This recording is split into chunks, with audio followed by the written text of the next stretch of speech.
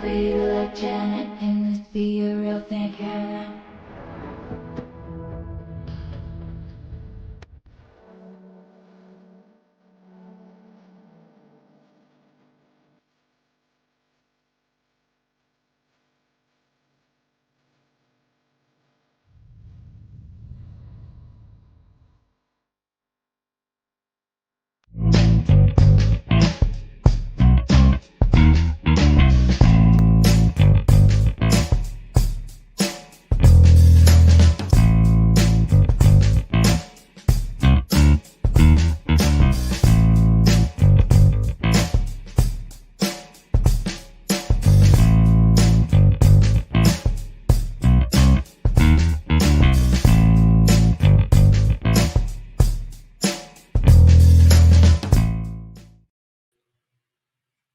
Hello, hello, hello. Welcome to the shit show, everyone.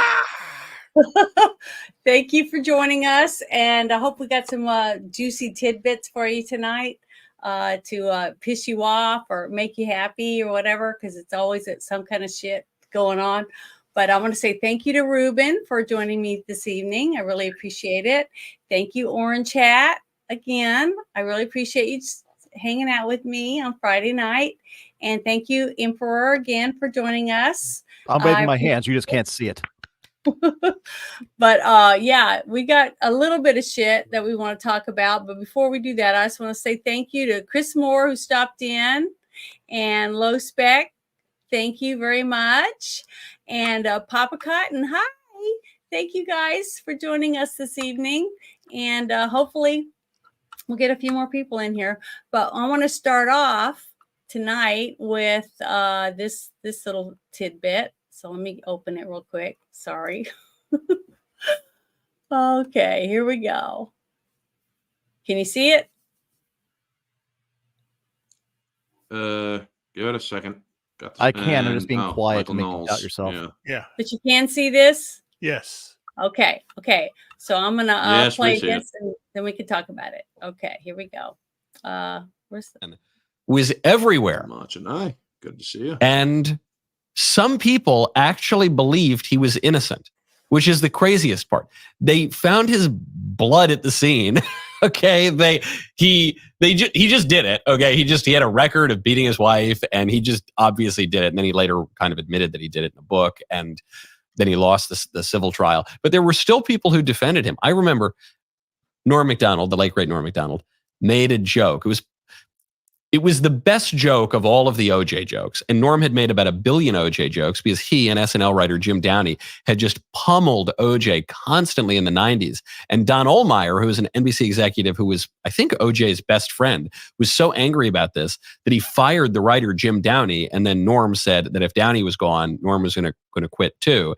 And so it lost Norm the main spot on Saturday Night Live. But of all the jokes, the best one came at one of the, was it the ESPYs or I don't know, one of the sports awards. Norm was the MC. And here was his joke about the Heisman Trophy. And there's Charles Woodson. How about that? What a season he had.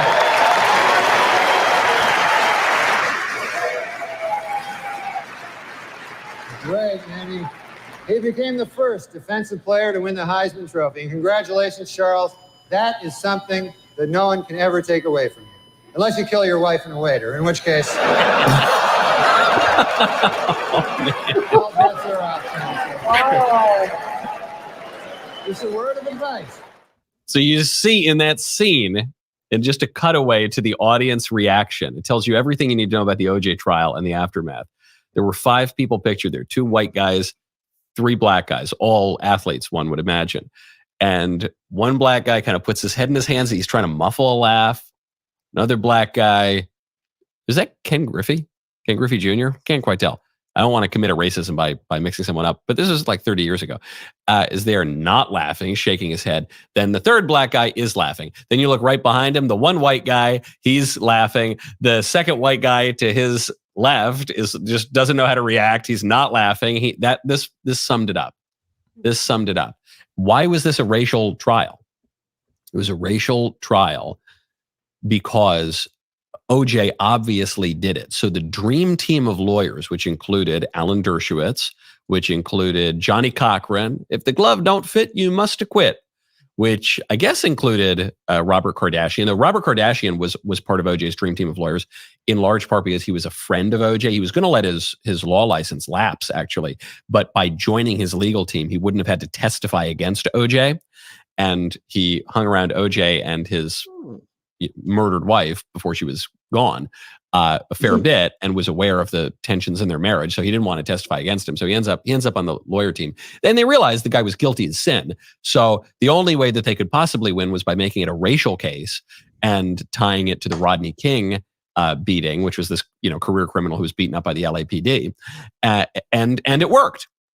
It totally worked. In fact, one of the jurors from that case admitted it years later. Said, "Yeah, we knew, basically all of us, that he was guilty, but this was kind of our revenge."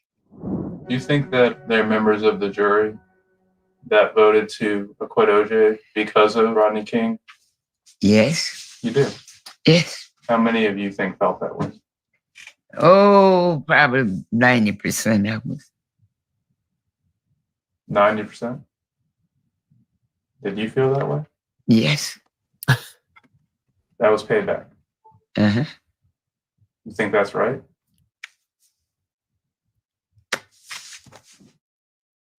Wow, even she won't say that it's right, just puts her hands in the air. Because obviously it wasn't right. It's a great injustice. It was an injustice to this poor murdered woman. It was an injustice to her friend, Ron Goldman. It was any miscarriage of justice undermines the broader system of justice. When the libs say, justice, no one, I forget their stupid slogan, but it's something to the effect of "no one will have justice until everyone has justice." In a way, that's kind of true, because justice is just giving to people what they deserve. So, if people are not getting what they deserve, it throws off the whole system in a body politic. And that is what happened here. And then the cynical playing of the race card set race relations way back. It created a lot of anti-cop fervor. And it gave us this term, the N-word. It worsened race relations in as much as there was a rumor that one of the cops, one of the detectives, had said the N-word. He didn't say the N-word. He said the actual word, which you're no longer allowed to say because it's a term that's more taboo than the ancient Israelites considered the holy name. And they were going to introduce this into evidence, and the prosecutor, the assistant DA, and the judge both said, "Man, this is catastrophic potentially. This is the nastiest word in the English language. It's so loaded. There's no way that the trial is going to be conducted fairly if that word is introduced." And what's amazing is if you look at coverage of the case and the word before this testimony was introduced, when the New York Times would write about the N-word, they would just write out the word. N-I-G-G-E-R. You truly, because of this case, you actually can't say this word even in a clinical reporting sense anymore in public. But before you could. The New York Times would write this word all the time. After the case, they would never write it anymore. They would only write the euphemism, the N-word. Totally shifted taboos on not just on race, but on cops, on justice, on criminals, on victims. So what do? We should pray for OJ. You should pray for the soul of everyone who died. I guess we pray for his victims too. And pray for Norm, who never got to see the final. I guess he knew how it was going to turn out anyway. And there's a little bit of justice, which is that OJ Simpson can rest peacefully knowing that his wife's killer is now dead as well. OJ Simpson. So, okay, now we can discuss this. So, do you guys agree with him, or do you think he's making something out of nothing? Because I remember when it was on TV and everyone was talking about it. I remember everybody I knew talking about him when he was in the Bronco, all that stuff. And to me, I think that was when I first started noticing that racial stuff, you know what I mean? Where people were picking people simply because they were white or black. You know what I mean? They started separating people, you know, in crowds, in different places, but not where I lived, because where I lived, I never really saw it, but on TV, you know, on the news, and in, you know, these shootings and stuff like that. When they talk about it, that's when I first started noticing where they wouldn't say the race of the person that shot someone or robbed somebody if the person wasn't white. If the person was white, if it was white on black crime, they mentioned all of it. So it became more and more obvious through the years till today. It's like, you know, if you're a white male, then you're the enemy, no matter what. Even if you do nothing, if you're just walking down the street and people are assaulting you, you're the bad guy. It doesn't matter if you did anything or not, and anyone can do what they want to you because you're white and you're a man. So that's my point of view on it. So what do you guys think? You guys can. Well, I was there. I remember the whole You situation. were there? Why didn't you stop him then? What the hell, Ruben? You could have stopped all of this. You were there. We were relying on Kato Kalin the whole time. It was you. What a bastard. Yeah. I was watching. I saw. Yeah, we know. You watched it. I saw him go the Broncos. I saw the Bronco trace and all that stuff, and then all of the hullabaloo that went around, and it basically taught me about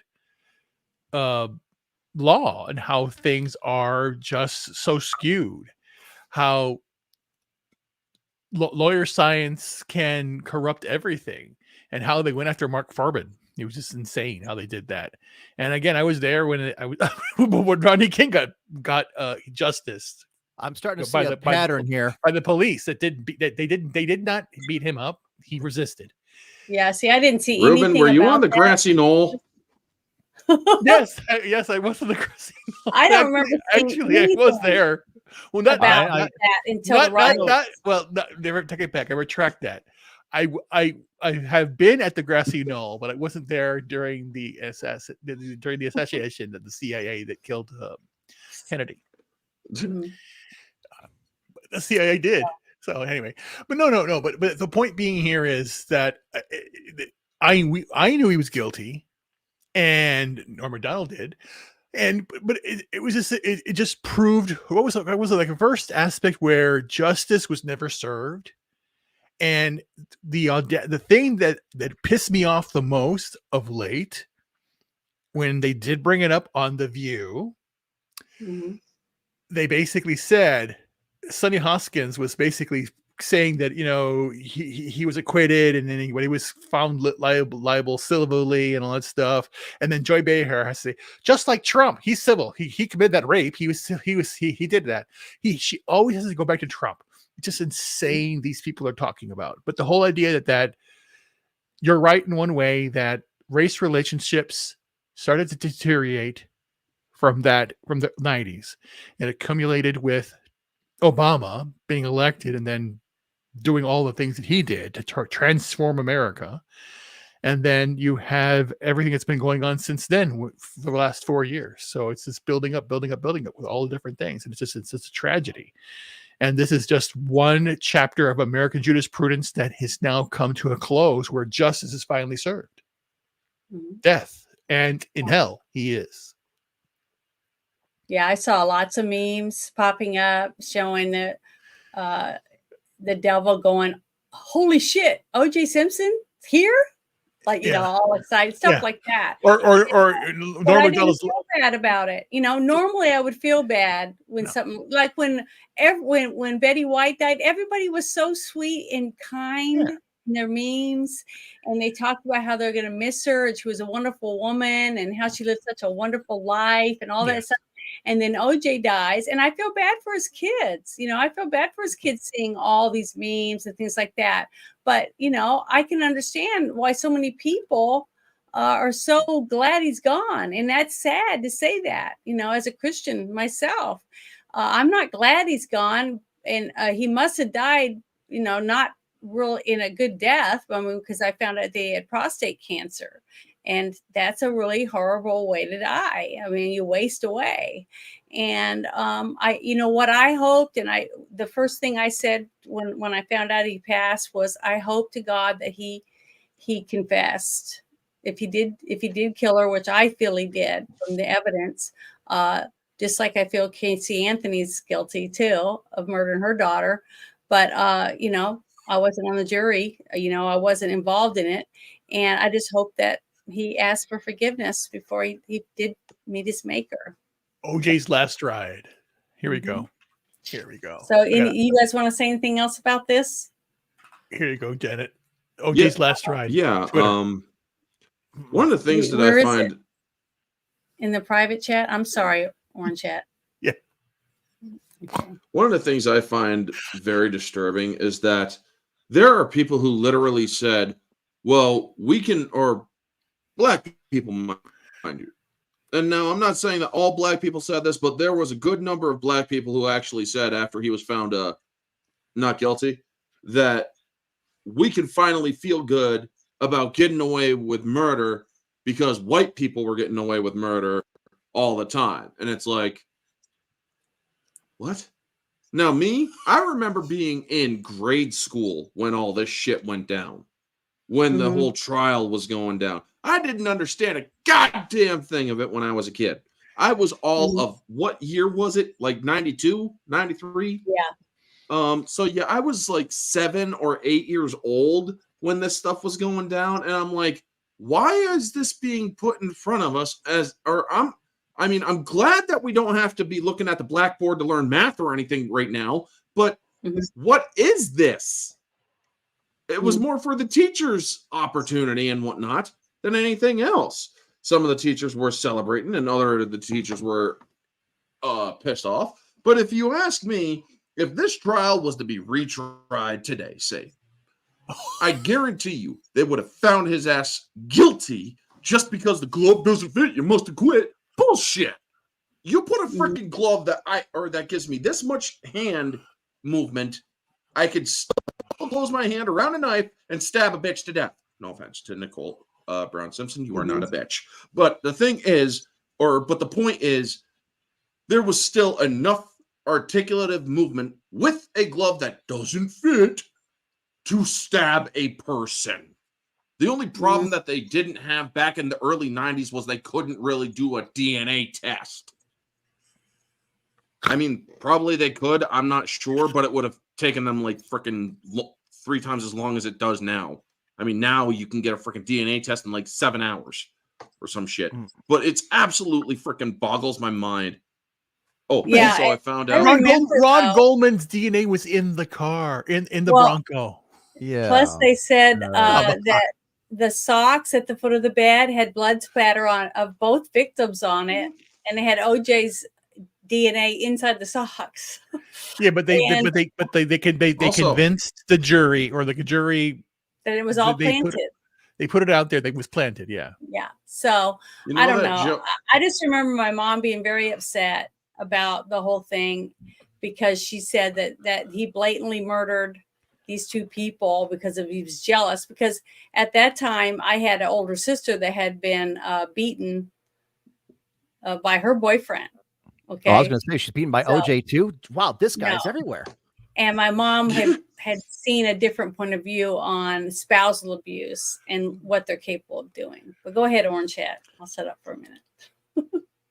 You know that joke that's been going around, how OJ Simpson can rest now knowing that his wife's killer has been or is dead? Believe it or not, I found the source of that joke. I think it was Mr. This Williams, is from Brad Williams, the midget comedian. Check this out. Just take a listen. How you feel about OJ Simpson? I know some people are on one side, some people are on the other. I'm pretty sure we can all agree that he can finally rest easy knowing his wife's killer is dead. But keep listening.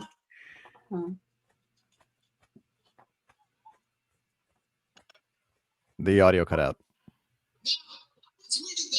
There we go. This morning, okay? This morning, started stealing that joke from me. Posting it and not giving me credit.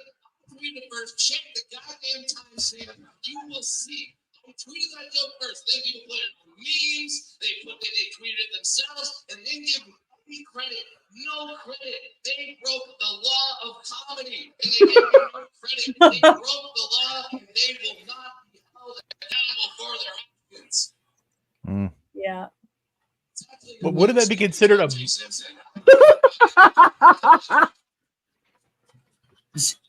Yeah, I've seen him in hilarity. The guy is fantastic. He is Wait a funny. minute. He's funny. Wait as a heck. minute.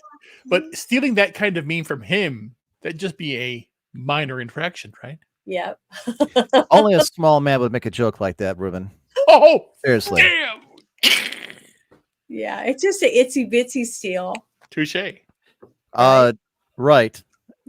I guess my experience. See, when this all happened, I was just into high school, so this was kind of a big deal. We talked about it in government. We talked about it. I mean, it was the trial of the century. So for those of us, we were kind of interested in the whole N-word thing. I come from a very mixed race high school. I don't know, integrated high school. We had 2 black kids in my graduating class. So we knew all about the N-word because they used it all the time because, they were into some of the hip hop and Biggie Smalls and all that. And one of them was a good buddy of mine. So we knew what the N-word was then and now. The one thing I guess look back at it in this. I remember watching the whole Bronco thing because my baseball team we were over at my coach's house and we weren't doing anything particular. We were just hanging out because all of us were buddies. And we're watching on this guy had a big screen. Now, for those of you who are too old to understand, when I say big screen, I'm talking like a 30-inch inside of a console. All right, on the ground, weighed about 400 pounds. You only moved it. As soon as you bought the house, you bought the TV, you put it, and it stayed there until you died or you moved. That kind of TV. So we watched the Bronco chase, and it was we didn't realize it at the time. There was this iconic moment in American history that the OJ's going for another 10,000-yard run. And it didn't really impact us at the time. But I tell you what did was when the verdict came out, I mean, almost exclusively to the people we talked to was, he was clearly guilty. It was this, it was that. Shit, I remember when The Simpsons made the joke when, Who Shot Mr. Burns about, the joke being, well, I mean, you can only find him, innocent if you ignore all the Simpsons DNA that was all over the shooting. It was a great bit. And that was, as a kid, that's, what kind of hit me was everything that was peripheral to the actual trial. Mm-hmm. As an adult, many years later, sitting here today, looking at this, the one takeaway I have from it isn't that OJ died. Because to me, he died years ago. I don't give a shit about this guy. All right. He was, arrested and went to jail on kidnapping and on theft and everything else. I mean, the guy was not a good dude. Yeah. I tell you what impacted me, what made me sad. I'm a guy who likes comedy. Always have. And Norm Macdonald has always been one of the best comics, period. And I've always been an admirer of him. I've always been an admirer of the comics that was in his circle that learned from him. Chappelle tells much. I've seen Chappelle a couple times with a friend of mine, and he's made, he's got all these stories about Norm and how great he was. That's the one takeaway I've had about this whole thing is how much the world sucks because Norm Macdonald isn't here. And how he could take anything and make a joke about it in the driest form. And he had to stop and think about it like, God damn, that was funny when I think about it. That's what makes me sad. That's what the impact is on me.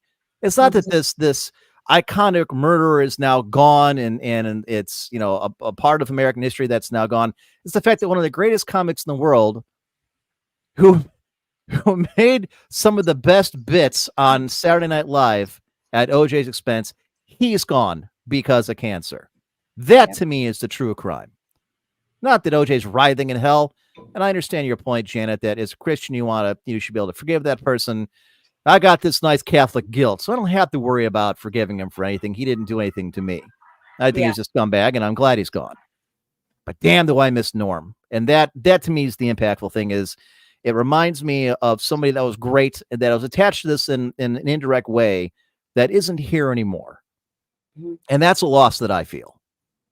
That may not be, exactly what you're talking about and but I guess it is kind of tied to the OJ thing. I'm not sure how well I did. I took a stab at it. I hope No, it that worked, was great. but- That was okay. great. But the thing is, the one thing that stood out to me when I watched this commentary by Michael Knowles, okay, on the Daily Wire, I think that's what it was, right? Was the fact that when he talked about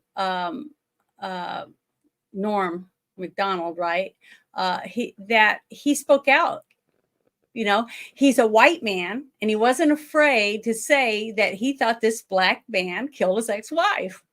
Okay, today, But I think there's difference. we don't is, have that anymore. Exactly, and that's the People are difference. Is afraid. back then, as a comedian, you were allowed to do that. I mean, there was no sacred cow. You could go after anybody. Even if he wasn't a famous comedian, he was just an actor. But he lost his job because of it, didn't he? Yes. Okay. So he did. was But canceled. The thing is he was canceled, but he still, what I'm talking about is he spoke out. That's what I'm saying. People today are look at all these people, all these rhinos that I call them, right? They just sit around and quiver in their corner. Like they're afraid to say anything about anything because someone's going to point the finger at them. I get in trouble. I lost my channel for 3 weeks simply because I posted a couple things. The first time was because I posted a 7-minute video about Hillary and Podesta's emails doing the thing with the Comet pizza. Okay. Then they said, and then it was another thing I did. I can't remember right this second. Then the third thing that they took my channel down for over 2 weeks was because I played that Tucker Carlson video about medical misinformation. Okay. So the thing is, I lost it. It pissed me off, but it didn't stop me. I'm still willing to stand up and say what I feel is right, even though I know they're probably going to get rid of me. That's why I'm trying to grow at Rumble and things like that. It's because I still want to be able to speak out because I know it's wrong. It has nothing to do with black, white, or any of that. I want the truth. I want justice for everybody. I want to treat everyone fair, and you can't if you're treating that person differently than you're treating that person when they did the same thing. Okay. I think what's That's different what I'm today. saying. I think what's different today versus back then, and you kind of hit on it at the start of the conversation. And a couple of you drew the argument that that's kind of when the racial problems happened in the United States, and I think it really depended on where you lived. Like in Cleveland, I made the joke earlier that I only had 2 African American kids in my class, my graduating class of 250 some kids. Okay, obviously it's a joke. It was wetter than drywall in there. All right, it was like Wonder Bread at every single locker. Yeah. All right. In the Cleveland area, and Cleveland has a very dark past of racial tensions and problems. In the 90s, we didn't have it. It just wasn't there. I mean, even after this happened, it just wasn't there. Los Angeles, that entire area of California was a hotbed, and obviously the gentleman that was, we watched the interview makes relation to that, or reference to that some of the jurors found it because of the Rodney King thing. I think it really depended on the difference then versus now is in most of the country, at least in the 80s and 90s, we didn't have this racial tension. It just wasn't there. And I'm a Generation Xer. We didn't give a shit. Look how many stand-up comedians we had. Sure. But now today, tons of them. It's everywhere. Today, there's racial problems everywhere. At least we're led to believe that. It's not just racial. It's also, if you misgender that person because they look like a guy and they're wearing a wig and you say, sir, and they get mad because you're supposed to say ma'am. I mean, it's just. You can make that, tangentially one to the other. And I understand where you're coming from. I get the point. Right. What I get at is I don't think it was the OJ thing that really, threw the switch with racial tensions, nationwide. I think it was in specific areas where there were already problems that just kind of heightened tensions. Today, it doesn't matter where you are. It doesn't matter what city or what state you're in. It's everywhere. And whether that's because the media throwing it in front of our face or because these problems really do exist, I don't know that was the catalyst. That was, the smoking gun that kind of started us down this path. Because at least, even after the trial, and maybe it's because there weren't a lot of black people where I lived at the time. Now, that isn't the case anymore. I'm in a more, I suppose, integrated place. Everybody still gets along, by and large. But these are issues that we see today online, on the news, on the radio, and what have you. Whereas back then, you didn't. And I think you can point to, a different culprit that kind of put us where we are today. But I don't know if the OJ trial was it. Oh, I think it added to it severely. Not if he would have been found guilty, I don't think it would have. But because he was found innocent, and a lot of people were thinking the same thing as that woman that he interviewed, that they were afraid to convict him because they would be beaten in the street, or their house would be burned down, or something like that. And I totally understand that. Because you remember, you had the LA riots, you had the Rodney King incident, you had the LA riots, and then you had all of the trials that they went after was it Gates, the LAPD. They had all of the corruption they were trying to get rid of. So they had all this fueled, and then you had what OJ did, and then they basically said, okay, well then they're trying to pin it on OJ because of the corruption they have in the past. So it wasn't just a racial thing, it was a police corruption thing too. So that distrust in the police, that distrust in racial,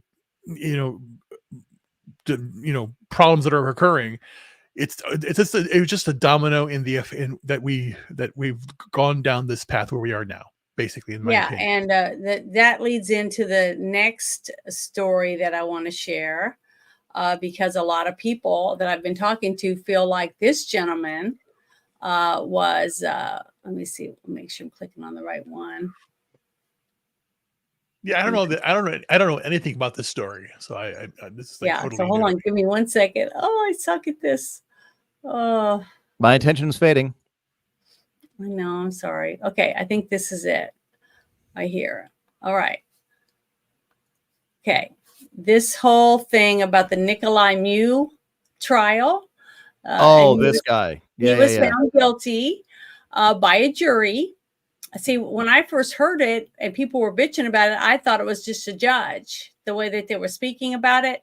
But it ended up, because the prosecuting wanted it for a homicide. They wanted him for I think first-degree murder or whatever type of thing. But he ended up getting first-degree reckless endangering or homicide of Isaac Schumann. So he had all these different things where they found him guilty. But I wanted you guys to watch the video. This is them showing the video of the actual attack.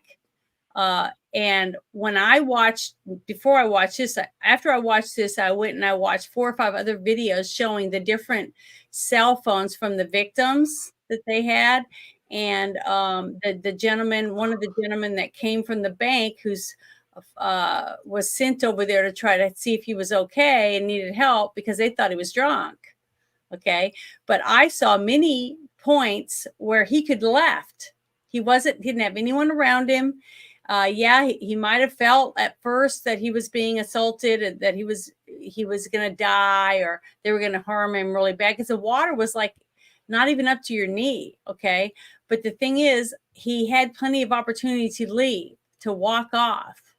That's why from watching the video, I felt that, I can see why the jury did what they did. But let's watch this real quick.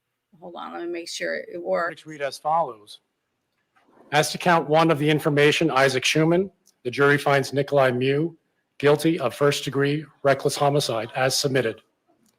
Question, did Mr. Mew commit the crime while using a dangerous weapon? Answer, yes.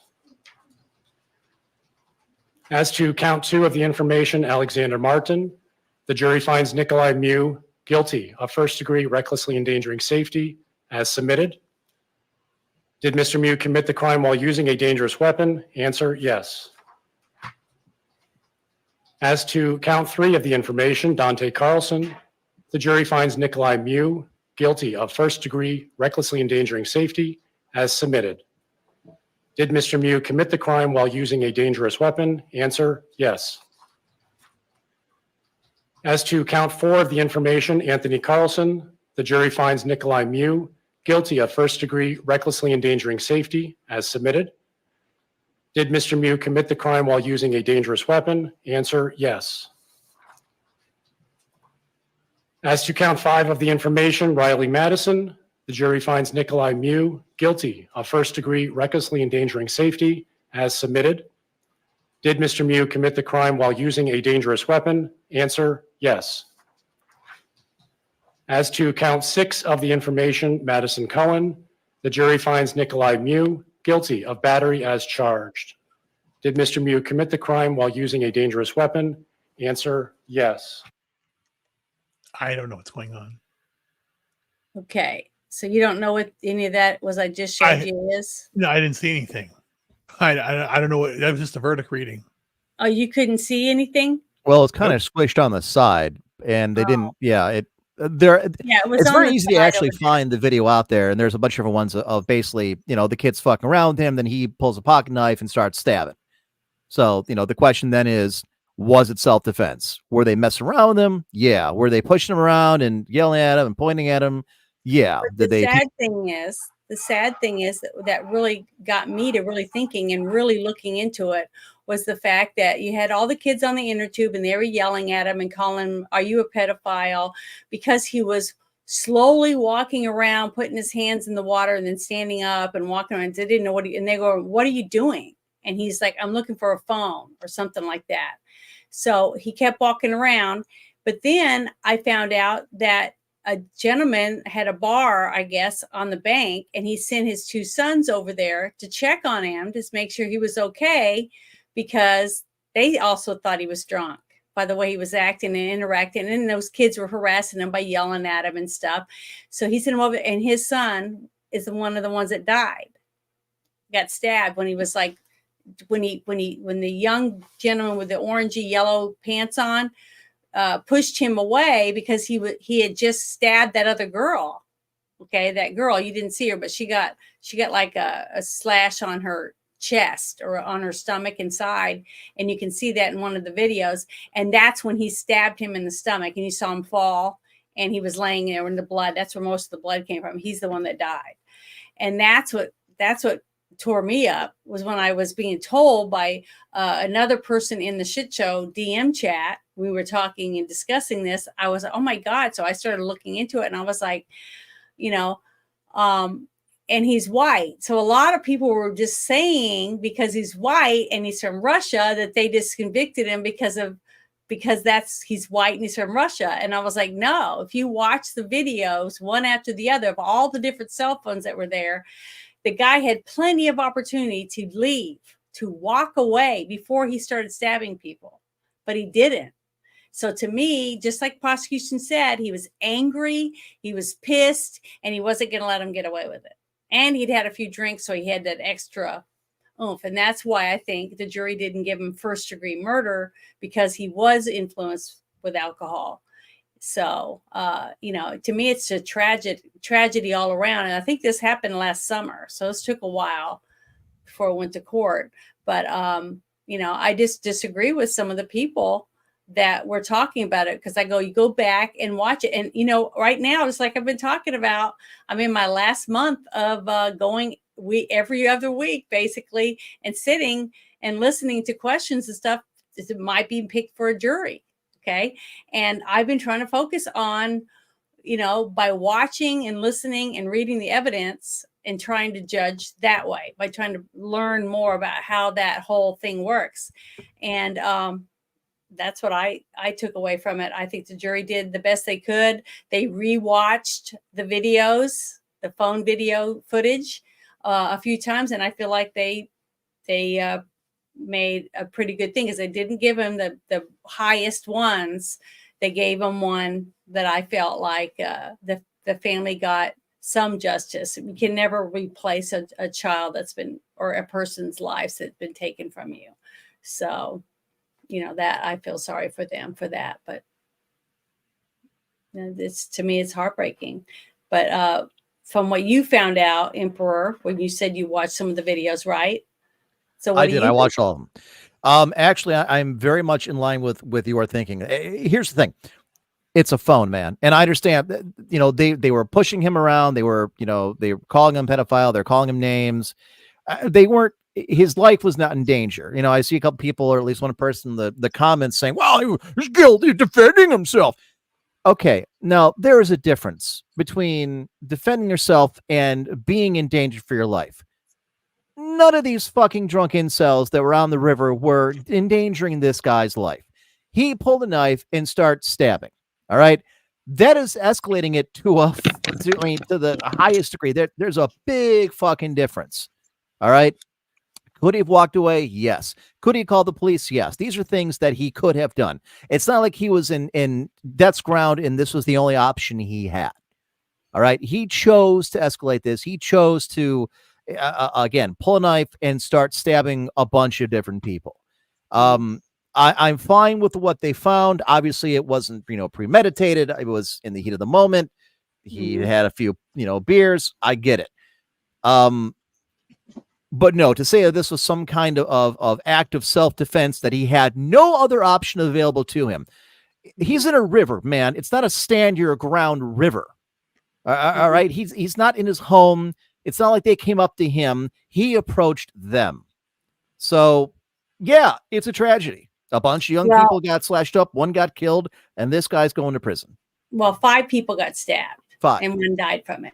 But one thing I wanted to say that in one of the videos that I watched, when the prosecuting attorney was talking about the video, and you can see him do it. Okay. This is what really made me think, because this is the stuff that I've been trying to pay attention to help me if I ever am on a jury, which I don't think I'm probably going to pick, but was the fact that whenever I've had a pocket knife, what do you do when you open it? You look at it. You look at the knife and you watch yourself open it to make sure why. So you don't cut yourself, right? Well, I always pull out the fork, but. Just, gentlemen, if you watch the video, he's got the knife down by his pocket that he took out, and he opens it without ever looking down. If he had looked down at his knife and while he was opening, what do you think the other people would have done? They would have looked down too to see what he was doing. But he didn't want them to know he was opening a knife, because if I was there, I would have pulled my knife out and said, back off. I don't know about that. It's not like he turned around and then hunched over and was looking over his left shoulder while he's silently pulling out his knife. This. I'm talking to you, right? I'm looking at you straight in your eye, and I pulled this knife out and I'm opening it without. To be fair, Janet, if we're talking, I'm not looking at you in the eyes. That's to be fair. What I'm saying is that he made sure that he was thinking about, I got a knife in my pocket and I'm going to use it. And he pulled it out. But if it was me, I would have pulled it out and I said, back off. And I would have held the knife up. And they all right. Now, when last time I grabbed my pants and thought about using something and started taking it out, I ended up getting to jail, but not for stabbing anybody. Okay. Well, you did stab them. Never mind. Don't you? No, I never got the chance. I want the any is real. What? Like that's right now, I have a pocket knife in my hand, and if I can open it without looking at it. And usually, when I open a knife, the thing is that here's the thing. I have no context of this, but I know, Janet, you would do the right thing, basically saying, "I have a knife, get back off." But for me, it would be like I'd keep it down. I'd keep the knife down. It's a defensive stance. Is keep the knife down and keep it and hold it. Yeah, that makes sense. Hold it as such that you're having it in your hand and you're holding it like this so that you can just go up if you need to. Yeah, that's what he did. If you watch the video, you can see him when he stabs the one kid in the stomach. Right, you go up. That's what he does. He went up. Oh, okay. Well then, yeah, that's an attack stance. That's an attack stance. That's an attack stance. You go up to stab. You don't go like. That's what he was doing. When this is the movie thing. Yeah, that's the real thing is you go up. So it's like this. It's like your arm. It's an extension of your arm. You know. But that was the reason why when I heard that and I started listening and paying attention, then I started thinking of all the times I've been to deer camps, been out fishing, been on boats with people fishing, and everyone looks at their knife when they're opening it. Every single person. How many people are pulling out knives? What? Well, you gotta have a knife. Is this like a redneck thing that I'm just not aware of? No, like, hey guys, let's get together. We're gonna play some baseball. Everybody got their knife? All right, don't check it. Pull it out. Everybody got a knife? All right. Well, everyone I know. Where's your knife? If you ever go camping or anything like that at the river, you always have a knife. Well, depending on what you're gonna do. If you're gonna fish, you have to have a knife because you have to be able to cut the head off the fish and clean the fish Mhm. you know, so you can take it home, put it in your ice chest or whatever, because you don't want a bunch of dead fish on your stringer, because then they're useless. You can't eat them. You know, they're gonna be tainted. But okay, well, I'm done with that. One thing, if I Or may. carry two. Oh, I go can ahead. carry 2 knives with me. Mhm. By the way, folks, this is a comb, but I am going to use it as a example. Okay. There It's a is knife. Use it as a there are, well, to give you, or to actually make the example a little bit easier, let's do this. Loosen this up. There are people who know how to handle things like just simply a little bit, whip it out, and there you go. I don't even have to look at it to open it up. I could just use thumb. There you go. Bingo. Open. So the whole argument, depending on whether or not you know how to use a knife or a pocket knife or any of that, really depends on the person holding the knife, how well they know how to handle their tool or weapon, depending on how they choose to use it. Because all you need to do is whip it out, and there you go. It's now open. Or I'm not even looking at it right now to open it. But then again, I did just retighten the damn thing, so it's harder to open. But yeah. So loose. There we go. So yeah, don't even need to do it. I could just pull it out of back pocket. There you go. Whip it open. There you go. So the whole argument that a person has to keep their hand on their knife or see what they're doing, that is an amateur at work when it comes to holding knives. If you are a the hunter knives with that a knife, I have, you have to use 2 hands to open them. I don't have any ones that you just switch. I don't have any switch blades or anything like that. this is Well, not a it's switch Well, blade. You got to pull it open. It's more of a men can open with open knives with 1 hand, Janet. It's not a you. I have one that sits on my depending on the knife. hip, and I can pop a little, snap, and I can pull it out really quick that way. It's a hunting knife, one you can kill, do squirrel and stuff like that. But my other one's a pocket knife, and it takes my strength to use both hands, and it locks. You can hear it go click, Yeah. And that's those are knives that are more.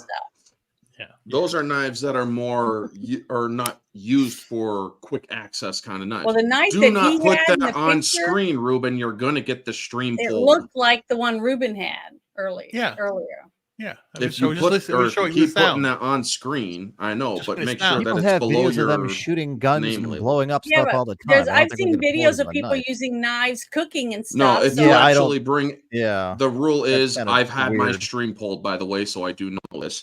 If you Okay. pull or if you put a weapon on the stream, it goes against against the weapons policy because you never know if somebody might erase themselves. I think the moral of the screen, story, so- when we get right down to it, Mhm. and I think this is a moral that everybody listening needs to take to heart, and we all have to agree on.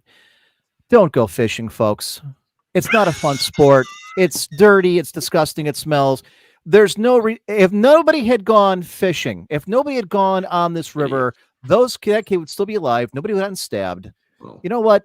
Go buy your fish from the store like normal people. Okay. And don't drink when you're for your fishing either. I mean, everybody is don't gonna drink go while drink fishing. while Leave your they pocket weren't knives at fishing. home. These people don't were do that. tubing. Bring your pocket combs Everybody I instead. know drinks. You when can they brush the fish. fish.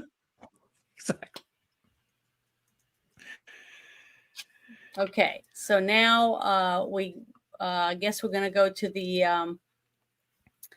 other subject, or I do feel you like I want to made a talk difference about it there. first? I'm proud of Orange, myself. the one I was going to talk give about. yourself or go first because it will provide a little bit of context to what the whole situation is. So You go first. let me open this. Oh my God, wish I wasn't so slow, but I'm sorry, guys. Let's see, which one is it? I think it's I might have accidentally went backward on it, but no, this is it. Here it is. Okay, can you see this? I'll make it bigger. Okay, so let me go back. this is what I wanted to talk about. It's something that I wanted to raise. Support you, Mike. Okay, 4 p.m. Come here, let me give you a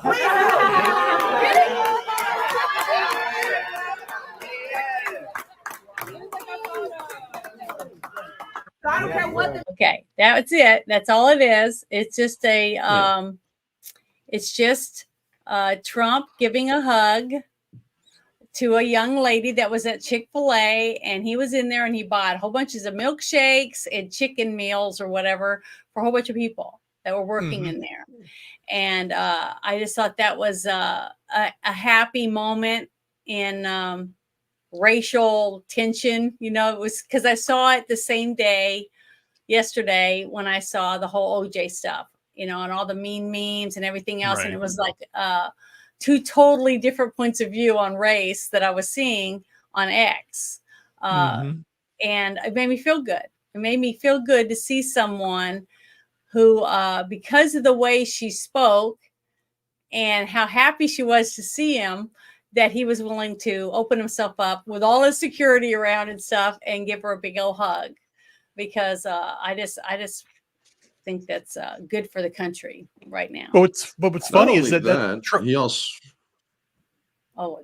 he also bought them he bought everybody freaking milkshakes. He got to mingle around with everybody. People are like, "Hey, man, that's the Lord's chicken" and whatnot. And I love how these people are complaining, or the people who have complained. It's like Trump is so freaking racist with the racist trope of buying black people fried chicken.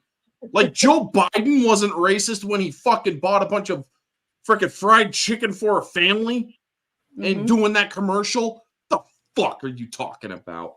But all these people are freaking out and whatnot. That's at least knocked off my earlobe thingy. But everybody, all these lefties are freaking out. Plus, there's my video. If you want to share that now. Okay, Janet, is that the one that's down here at the bottom, right? Yeah. Okay, here we go. But yeah, there's also this chick. And folks, what she has to say is fucking bonkers. So let me go over to it and play it because I tell you, man. Handing out about 30 free milkshakes, right? Here's what I want folks to understand. Not everybody wants to be free. That is... Did you catch that? We're not done yet. The truth. Right? When Harriet Tubman went back multiple times on multiple trips to free Black people from slavery, a lot of folks didn't want to go with her, right? They'd rather stay with the devil that they know. And so they did. So what we have to understand is that there will always be Black people that are like this, right? So she is essentially saying that there are some Black people that don't want to be free. And then she tries quoting history without using full context, by the way. This is the Orange Hat Uncensored segment, folks. She's trying to say that during the time Harriet Tubman went and rescued some slaves who didn't want to be rescued. There was a full-on reason for that. Some of them couldn't get their entire families out of captivity. So they decided to stay with their families. Others were so freaking were so much in fear of the whip that they feared if they were to get caught, they would most likely be killed. So they didn't want to risk it. That is something that this ignorant dipshit is not pointing out. And now she's also saying this about actual Black people today. Not all Black people want to be free. So you're saying that as a Democrat, you still want to be enslaved to the Democratic Party? The same Democratic Party that actually was all for slavery, Jim Crow laws, and all of that lovely shit before anybody says anything about, oh, well, the Republicans and Democrats switched during the 20th century. Bullshit. No, they didn't. Aunt that Thomasina. has actually been proven, or that has actually been debunked a million times. So yeah, continue to this woman, I say this, continue being willfully enslaved by the Democrats. Because if you don't want to be free, if you don't want to live life to your best, in which or a presidency under Donald Trump in this case would actually allow you to, instead of freaking Joe Biden, who was and his Democrats saying, you guys are victims. You're unjustly mistreated all the time. The fuck? If somebody kept on saying that to me all the time, you know what I would have said to him? With more than just words, I would have said, get the fuck out of here, you piece of scum. I wouldn't call him piece of shit because that would be an insult to fecal matter. But this person here, who is literally saying, not all black people want to be free, you are literally one of the dumbest fucking ignorant people I have ever seen. And honestly, Greg Foreman, if you are on X and if you somehow manage and somehow catch this, I put it in your comment section to that video, by the way. You seriously should make a video about that alone, because that person is honestly is so fucking stupid that she deserves a video of her own on your channel. Because, oh my God, to actually say that is just pure peak ignorance. Well, the sad fact is, by her saying that, it just shows that she really doesn't know her history. Okay, and she there's doesn't a gentleman, know her own history, but she's also proving that she's right too. This because right here is really she good. doesn't. Right here. Yeah. This guy, what he's saying about how they get along really good in Georgia, lots of Native American blood. Okay, the reason I wanted to show this is because I was in a space on X. I don't know if everybody knows what a space is. There are rooms you can go in and you get a speaker. And you can talk about different things to a bunch of people. It's like a big chat room, but only a certain amount of people can get a microphone. And then you have two co-hosts and a host that host a space, and they have different topics. Well, I was in there talking. I think I was a co-host in there. I don't really remember. It was months and months ago. But someone came in and they started talking about, because they saw that a lot of people in the room were white. So they started talking about reparations and how we owed them reparations. And I raised my hand, even though I was a co-host. And when I spoke, I said, my great-grandmother was raised on an Indian reservation, okay? She was Choctaw Indian, and her family was in the Trail of Tears. And if anyone in this country deserves any reparations, it would be them first, before anybody else.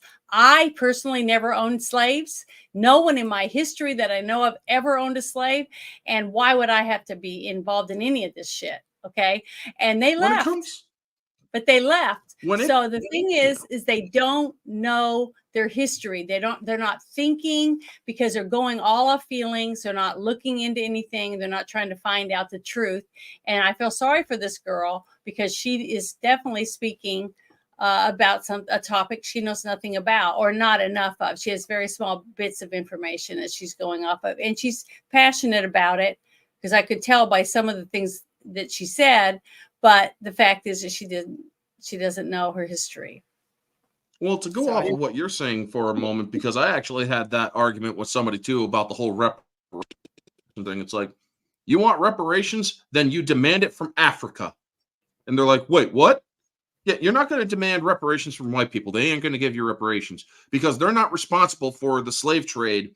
They're not responsible for selling slaves. They're not responsible for any of that. It is actually the transatlantic slave trade was made and created mostly by the black people over in Africa. The Dahomey tribe was very big on that. And yes, they were the ones who sold black slaves to America. Now, yes, were there people over in America who were white and owned slaves? Absolutely. But the first legal slave owner in the United States was a black man. That's something that also Black the first legal slaves in the United States were not black, they were Irish. Yeah, the Irish were slaves 120 years. Not the first black legal slaves. Here. The first legal slave owner. The first legal slave owner was a black person. There was plenty of legal slave owners. Okay. His name I'm not was sure where Anthony to start. Johnson. Okay. Not sure where to start correcting that record. Because that's way off the mark. Did African nations take each other slaves? Yes, they did. Were the white people not responsible for the slave trade? Well, no, of course they were. Because the Africans had no way of bringing slaves to the New World. They didn't try to. It's when they started trading with the white folks on the western coast of Africa who were trading with them and said, hey, we appreciate the gold and all that, but I can't help but notice you got those slaves. What do you want for them? Give us guns and machetes. Okay, fine. You got a deal.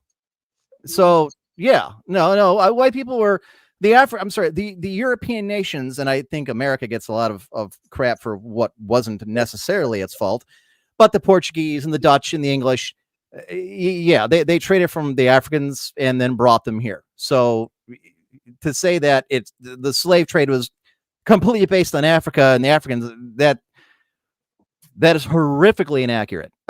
They grabbed each other, they did take each other's slaves, and then they sold them to the white folks who said, hey, we'll give you guns and machetes and shit like that you can't get. So it's very much a business, deal between, Africans and Europeans. But I think it's extremely irresponsible to make that claim. Most of the Europeans were actually trying to get rid of the slaves. What? I'm done. I'm out. Who do you think went into those tribes and started slaughtering them because of their slavery or because of the slave trade? The French do you understand were actually trying to get rid of slavery at that time. I can't comment. I don't know enough. The Portuguese were the last ones to get rid of Indians, slaves. American Indian tribes that I know about. That's the only thing. I don't really know anything about a lot of the beginning of slave trade or any of that stuff. But I do remember that my dad's family were from, some of his family was from Ireland and Scotland. And he said that some of his relatives were some of the very first slaves that were here, that were brought from Nova Scotia. So I don't know how they got them and then brought them down to America to work the fields and things like that. At least that's what my dad told me. But I can only go by that and my heritage because I put my DNA in. And I know a lot of people frown on that, but I did it. And I've found so far, I've gotten up 7 generations on my family. Here's the reality. It's very interesting. The reality is that slavery in one form or another has existed since the beginning of time, because this may come as a shock to our listeners, but humans in general are assholes. Whether it was the Chinese or the Romans or the Mongols or African tribes, the Mali Empire, anywhere you go, you had this. The whole reparations argument is, I think, more emotional than intellectual at this point. And I don't think anybody, I think if you stopped and thought about it rationally, I think everybody would agree on that we all get hyped up. And I think it's more of a talking point in modern politics and American politics than it is anywhere else in the world. I mean, the Irish can make the claim that the English owe them reparations. They invaded them and still control that island 800 years later. They brought Irish slaves in the 17th century to America long before African Americans were brought here. Look, everybody, and I've made the comment before, everybody in history has had the boot on their neck at some point by someone. Everyone's been on top. Everyone's been on the bottom. That's just the way human history is. And when you start trying to take a moral high ground versus somebody else by saying, I just want reparations because my ancestors were treated badly. Well, it depends on how far back you want to go. Because the further back you go, the more complicated that tale gets. So at what point do we say, all right, this group of people deserves it more than this group or this group or this group or this group? I mean, there's a problem going on right now in Australia. And I don't know that it's a problem, but that they're wrestling with the way that, the English settlers and their, convicts they brought with them treated the Aboriginals, and how, there was a time where they were taking Aboriginal children away from their families, sending them off to English schools and then teaching them to be English, and how that kind of got swept under the rug in Australia. There's nuance to everything. And obviously in internet discourse, especially, in the modern age, nuance means fuck all because no one has any. But I think that there is a point to teaching history that way of, Australia saying, well, this is what happened. Was it right? No, of course not. And this is why. You know, it's one thing to look at slavery in the United States. Was slavery great? No, of course not. It was an awful thing. You know, the Dutch and the Portuguese, much like they did trading everywhere else, kind of got the ball rolling. Other people kind of jumped in on it because when you come right down to it, it's not a superiority of race thing. It's a money thing. Mm-hmm. So when you get right down to it, it's how far back into history do you want to go to try and find your victimhood? And this is a subject that this panel has talked about before. I know I've mentioned it before, is that there's a lot of power in being a victim in 2024. If you can find a reason, whether that's being trans or being a minority or having a mental disorder or whatever the case may be that sets you aside from everybody else, being a victim of something gives you power over other people. It gives you moral authority. It gives you sympathy. It gives you everything else. Mm-hmm. And everybody wants that. Everybody wants to think that they're, the hero in their own story or the victim in their own story. And maybe I'm getting kind of far afield here, but to wrap this all around, white people were very much, at least some of the European nations were very much guilty of the slave trade. They're the ones who made the choice to take the slaves from the Africans in exchange for European goods, put them on ships, stack them like cordwood, and then bring them over here and sell them. Mm-hmm. The United States, when we became independent, that slave trade was already going. The Americans, we had nothing to do with that. All right. We inherited what was already here. If you want to put a crime against the founding fathers, and there are mitigating circumstances, historically speaking, in my opinion, it's that they should have freed the slaves when they did. The problem is they didn't think about that because they were too worried about getting hung by the British and winning the goddamn war. Mm-hmm. Should it have been addressed before? Yeah, absolutely. Did they supposedly stop the trade in the 1820s, although you're allowed to keep slaves here? Sure. And we're paying for that today. But we got to be real careful about this revisionist history, and we got to be real careful about putting all the blame on one group or the other and trying to explain everything away. History is not black and white, folks. It's very much gray. There's a lot of nuance and context to go. Yeah, especially since if you pay attention in the last, 13 years, I guess, that I really started paying attention, where they're tearing down statues, they're taking books out of libraries and burning them. They're going through and taking movies at Disney and getting rid of the originals and editing all of them to take blackface out and all the different things, which is history. So how do you stop bad things from happening in the future? But it's by knowing what your history is. So when you have governments that erased history so that you can't even look up the real stuff, anything that's real, you have Google and all these people changing everything. You can't even look up. You don't even know if it's a real history anymore when you look something up or try to find it in a book, especially if the book's been printed in the last 20 years. How do you know it's even factual anymore? Because the government keeps making all these changing things in our history. Okay, they don't even teach a lot of the things that they taught 20 years ago in school anymore. So a child today that's starting kindergarten will have a totally different point of view on history that we all have on this panel, simply because the books are all different. The teachers are teaching totally different things that they think are more important than knowing your history and how your country was founded and who suffered and who didn't. I mean, what was it? The Tuscany Airmen? Tuskegee. That was a whole group of, however you pronounce it, I'm sorry. But they were all black, okay? And I remember watching a documentary about that. But is that going to be available later on? I don't know. I would hope so. They were a hell of a fighter squadron. Yeah, there's a lot of history that's being taken out of libraries and out of books, and statues being torn down because they don't want it named a statue up that was a person that owned slaves, or whatever the reason they take them down. The fact that they take these down to where young kids today, a 5-year-old, will never see it. Okay, so their history is going to be different because they don't know anything, because they're not taught the true history of what happened in our country and how we became free.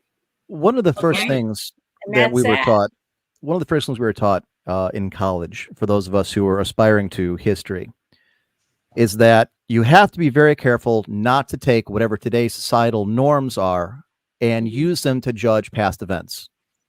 You know, looking at how the Romans handled things, or how even the colonials handled things, or how, you know, ancient China, you know, handled things, because society, you know, changes. Your point that the history that our kids are going to learn down the road is different than what we are learning today.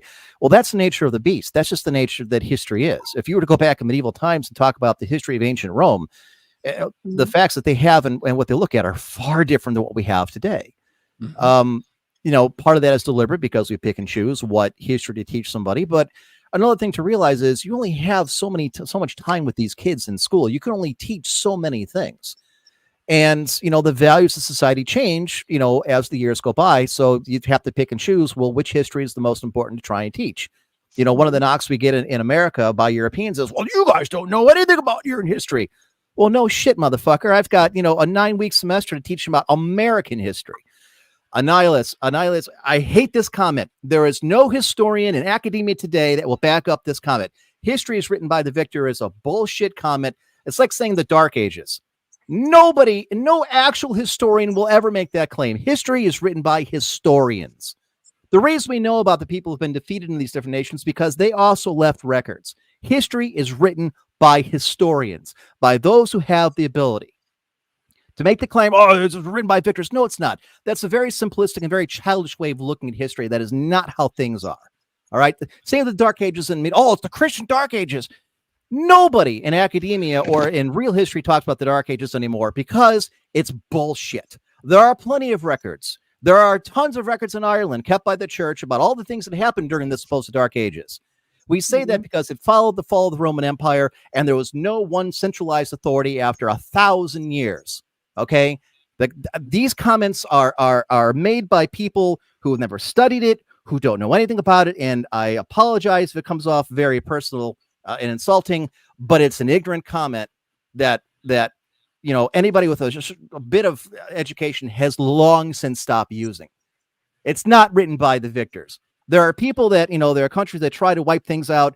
You know, they don't like it happened just a few years ago when ISIS rolled into northern Iraq. Remember this? You know, we saw the stories. They were blowing up ancient Persian and ancient Babylonian icons and statues and cities because they don't want to acknowledge there was a history before Islam.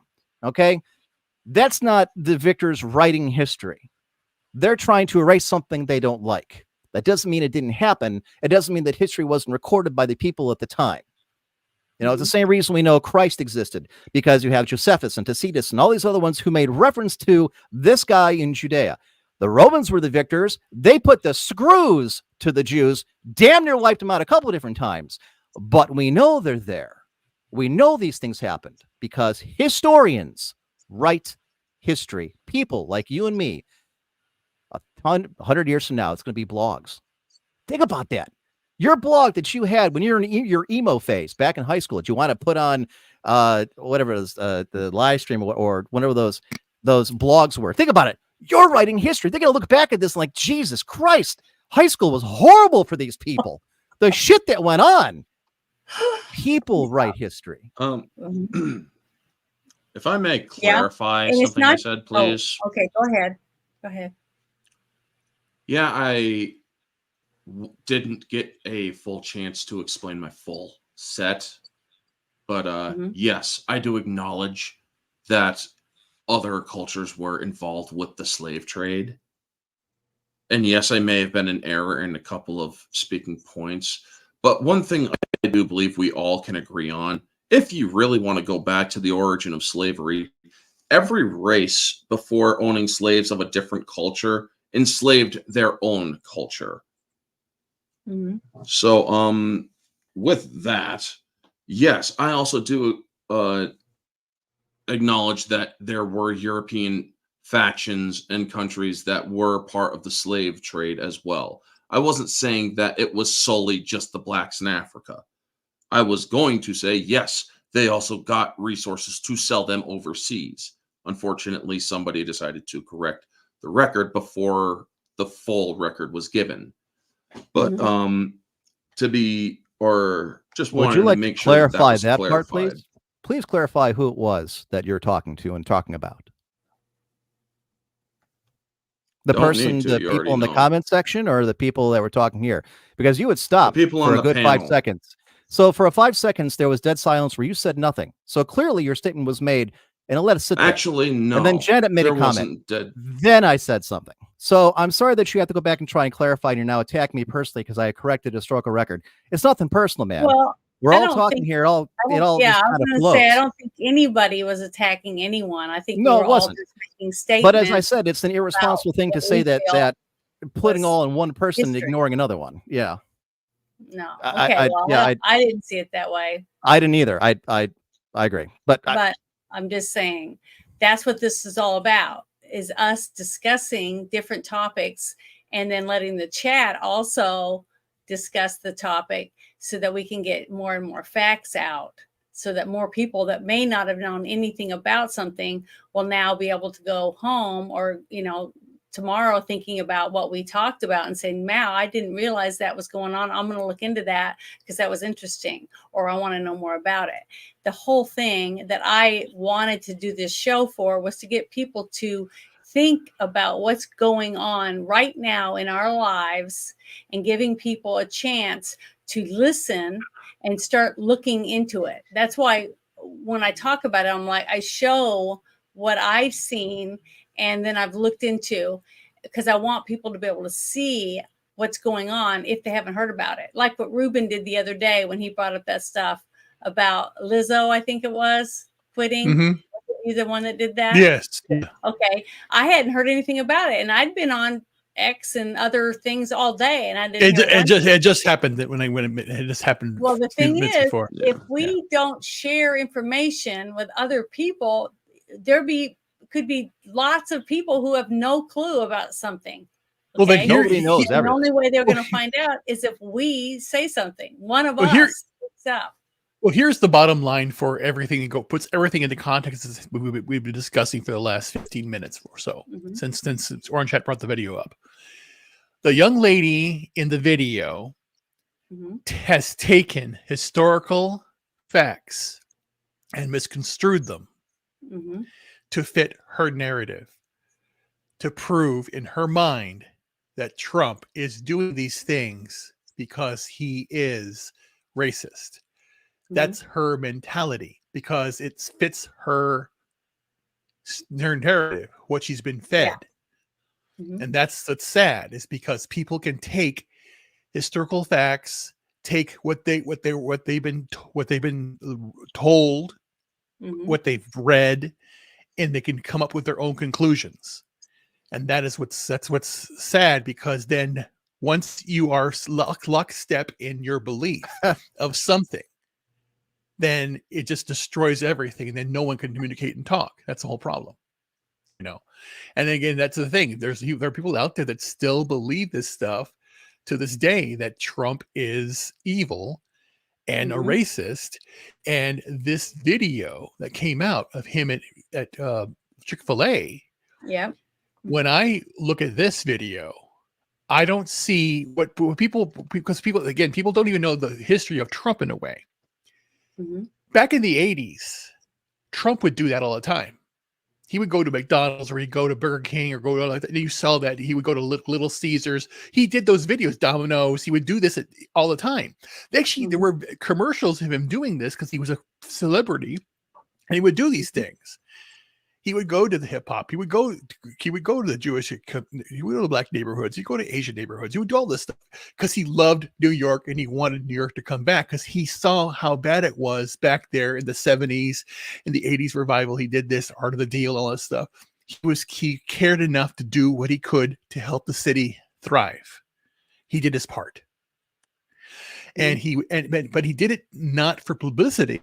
He did it for he did it for the clout that he could have, and then show. He put himself out there, and he failed. And he failed sometimes. He had to declare bankruptcy sometimes. The corporation did a couple times. Yeah. But that's what you do. People who take risks, put his neck on the line, are gonna fail. But they get up and get entrepreneurs. No matter what you're delving into, whether it's your own hair salon or Right. new makeup that you want to invent, or a anything, clothing line. Yeah. You take risks because you believe in something and you need someone to help you make that into a reality. Okay, Right. so that's a risk. The person that believes in you and donates to your cause also is taking a risk to help you be successful. And not all of them are successful. I'd say what do you say? 50%, half Right. of them make it, and other half just falls to the wayside. But that's what our whole country is basically founded on: entrepreneurs, people who came here, cut their little trees out and made their swath of land into a farm, or built a house, and then other people saw that they were being successful and they moved next door and did their same thing. Next thing you know, you got a little booming town, and other people coming to want to sell horses or sell guns, ammo, things like that. So it grew. Okay, that's what our whole country basically is founded on. And what you said about Trump a while ago, about what he did and how he's always done that, when the first time around before Trump ran, or when Trump was running, I was all for Ben Carson, and I still love Ben Carson. I think he's a wonderful, wonderful man. He's a good husband. He's a good, true patriot. He loves his country, and I can tell. But when he talks about it, and he talks to his wife in some of the interviews that I saw, it wasn't until I saw a video of Donald Trump going to see a bunch of veterans, okay, at some function. I can't remember if it was Veterans Day or something like that. And I was watching this video, and his wife standing near him, and he has a gentleman and his wife standing looking at him. The guy has no arms. He has little clippers or whatever hooked to himself so he can grab things. And Trump saw that, and you could see he paused for a second, and he saw the guy has no hands. So what does he do? He does what? And it almost makes me think about crying, thinking about it, how compassionate Trump was to reach his hand out and touch the gentleman on the face. He made human contact with someone when he realized the guy can't shake his hand or anything. And that's in here. Okay. It's not all for show, because he knew people were there taking pictures, but how did he know at that one moment that he was going to have a camera on him, exactly seeing him reach his hand up? That's not something people just have. Okay. That's something he has inside him. And when I saw that, maybe I'm naive, maybe I'm a dumb country girl or hick or whatever, you can call me whatever you want. That's what I saw.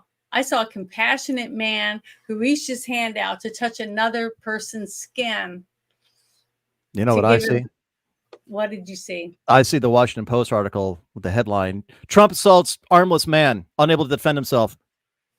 That's what I see. Okay. Well, I didn't see that. I saw a compassionate man, and that's what made me say, okay, when Ben Carson was taken out, I started going for Trump after that. And I haven't stopped. And after his first 4 years, he proved to me that he did everything he could to do everything he said he was going to do. And I trust him now. And we need him. Let me ask you that. I'm going to ask everybody. Let me ask you this. I'm curious about this. Jan, I'm glad you brought this up in all seriousness. Because conversation I had at work recently, which we're not really supposed to have, but everybody does anyways. Water cooler talk. I'll ask you first, and I'll ribbon then orange. Yes or no? And, a brief statement as to why. Do you believe that Trump will defeat Biden in the general election? Yes or no, in a brief statement. Yes. And the reason I do believe that is because I hound everyone about going and working the polls so that we could try to quell the cheating. Wow. If you have a butt in the seat, they can't cheat. So Trump will win because Janet from another planet personally willed it into being. That is godlike power, ladies and gentlemen. I wish I could do that. If the power of her pretty face. All right, Ruben. As of right now, yes, he should win. Thank you. Why? Because Janet, I know she's doing everything she can. I know. Yes, well, based upon everything that's been going on with the economy, and and just the fact that the way things are going with the government, everything has to change. And it's not just going to be Trump. It has to be Congress as well, because Congress is doing a lot of evil shit right now too, especially with the vote they did with the FISA vote they just did. I saw that. It just pisses me off. So it's basically, it's not just about Trump. It's time to wake the fuck up and kick all these idiots out. I'm just done with it. I'm done with the lies, the grift. The uniparty has to go completely. 100% agree. Orange, do you think Trump wins in November, and why? I don't know, because one, I'm usually intuitive about certain things here and there. In this particular case, I do not know. I cannot say one way or the other. I would like him to win, sure. He is the best of the two choices right now. But right now, considering that the Democrats have gone and done every freaking thing that they can and continue to come up with other shit here and there, with the exception of assassination, because they haven't, or with an assassination attempt, because they haven't gone that far yet. But honestly, I don't know. A lot can happen between now and November. I don't know what the heck they have planned. They're going to continue to try to do a bunch of other shit to try to keep him off the ballot.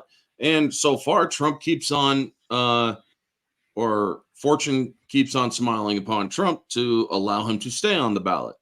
But considering that the Dems have been doing a lot of sick shit over the last few years, I cannot say one way or another whether Trump will be or will beat Biden. But if it does, or if it was a fair election and there was no tampering, meaning a bunch of fucking mail-in ballots, which are easily corruptible and shit, yes, Trump would win at this point, because you have Democrats openly who voted for Biden openly stating they would all vote for Trump now.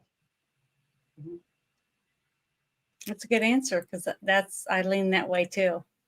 Because I know that they're going to try to cheat, and they're going to, the scary, sad thing to me, I know I'm adding more to it, but is the fact that when he wins in November, okay, we still have until November till January to try to survive. And that's when I think that all hell's going to break loose. That's one reason why I'm thankful that I'm in bumfuck Egypt, basically Hillbillyville, because I feel like I'm going to have a better chance of survival because of where I live. And I feel bad for all the people in the big cities. Janet, do you really think that society is going to break down into a Mad Max not world all because not Biden's all got society? Okay. Some Some. In the big cities and stuff, the people that are pissed off, like, okay, we just talked about this in the O.J. Simpson trial, right? What happened after the Rodney King verdict? Well, they were pulling people out of their cars and beating them with rocks and bricks. I think the situation's a little different. As no, was I the know. timeframe. What I'm saying is that's what kind of things I think is going to happen. I think Did those things happen after Trump won in 2016? No, but this is totally different now. There's, You got all the people that have been told they can steal as much as they want, as long as it's under $1,000. You have those people. You have all the Black Lives Matter. You have all the Antifa people. You have all these other groups, these special groups that have been told by this administration that you keep us in office, you're going to keep getting all the free shit. Then you have all the millions of people that have just come over the border, and we know at least 30% of the 10 million or whoever has come over are bad people. Emptied prisons, psycho wards. They've already been raping. They've already been stealing. They've been squatting in people's homes. They're committing all kinds of crimes. We got all that. Then we have all the people that are mad because of the whole thing with Israel. So you got those people. So you got all these people in these little pots that are simmering right now because of what's going on. And then when they find out that Trump wins and they're not going to get their shit, they're the ones that are going to start causing chaos. And most of the chaos is going to happen where you have the most people, which is crammed together in these big cities, which are already. You know, I didn't think of the Palestinian thing. That's actually an interesting idea. I actually hadn't considered that. That's not just it. It's there's other groups like that. But what no, I'm saying I get you. Okay, that's who I think honestly. And I think it's going to be a little push by this administration, okay, saying, hey, you know, like they say, oh, we knew this guy was on one of our lists. Then he goes out and he shoots up a whole bunch of people, okay, and oh, we were watching him, but he did something before we had a chance to do anything. I guarantee you, there's thousands and thousands. They're looking for of another people George like Floyd type of thing, which would that do with our the government Dexter knows Perry about, one that and they're happened in not doing Chicago. anything because they're wanting these people. They're going to I'll push them and give them comment money or on whatever. that in a second. So that's what I think. I Go honestly ahead. feel that. If I That's may. why I'm where I'm at right now. I legitimately am doing as much as I can by raising chickens, making sure I had a well, learning as much as I can to give myself time, because I really believed after what happened this last time that it was just going to get worse. And I've been right so far. I don't want to be right. I hope I'm wrong. I pray every day that I'm wrong. But in my gut and in my heart, I think I'm right. And I don't want to be. But there you go. You've heard me say this a million times, all of you. But I can't help it. That's exactly how I feel. Now I'll shut up. If I may. Go ahead. There's a lot of the things. Remember that the Democrats since 2000 have been election deniers. They have been they've been going on saying that we protest this election, we protest that election, we protest this election.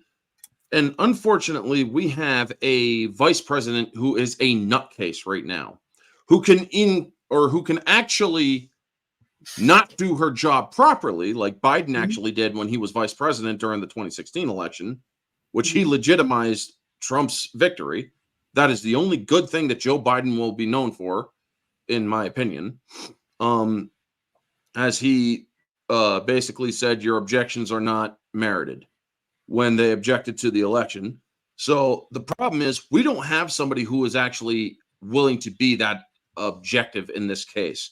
If Donald Trump does win the election, Kamala Harris can easily say she approves of these objections to the ballots or to the ballot results if Trump does win states. So there is a very big chance that Washington will not accept the results of the election. And what happens if that takes place? Freaking anarchy, right? Or as far as I'm concerned, there's most likely going to be, or that might actually be what tips this country into a freaking civil war. That might actually be what tips the country to the point where people will say, we've had enough. It's now time to load up. Because once people start rioting, because they're going to riot if Biden does or Trump wins. They're not getting all the stuff they need. They're not getting gas. The gas tanks are empty at the gas, at the gas marts, and that kind of stuff happens. They can't afford to buy groceries. The shelves are getting more and more empty because we can't get the, stuff, things like that. The tensions rise. And then people start fighting in the streets. You have riots. You have houses burning down. That's when the government steps in and says, "Oh, we got to have a National Guard come in. We're a state of emergency," and they're doing more and more and more. And where is it going to happen first? In all the states, the blue states. Those are the first ones that are going to do it. So then those people are going to get mad, and they're going to leave their state, and they're going to go to the next state next to them, which is red, and bring their chaos. You see what I mean? That's how it's going to spread. Do you know what happens? Now I have a governor that I think will do whatever she can to keep us as safe as possible. But do you know what happens if they try to reverse January 6th to the point where Kamala Harris does not actually ratify the Electoral College, supposing Trump wins? Legislative. And they go through these riots, whether it's their proxy groups like Antifa and all that. The Democrats would stand to lose everything. Everything. They would cease to be a functioning party overnight.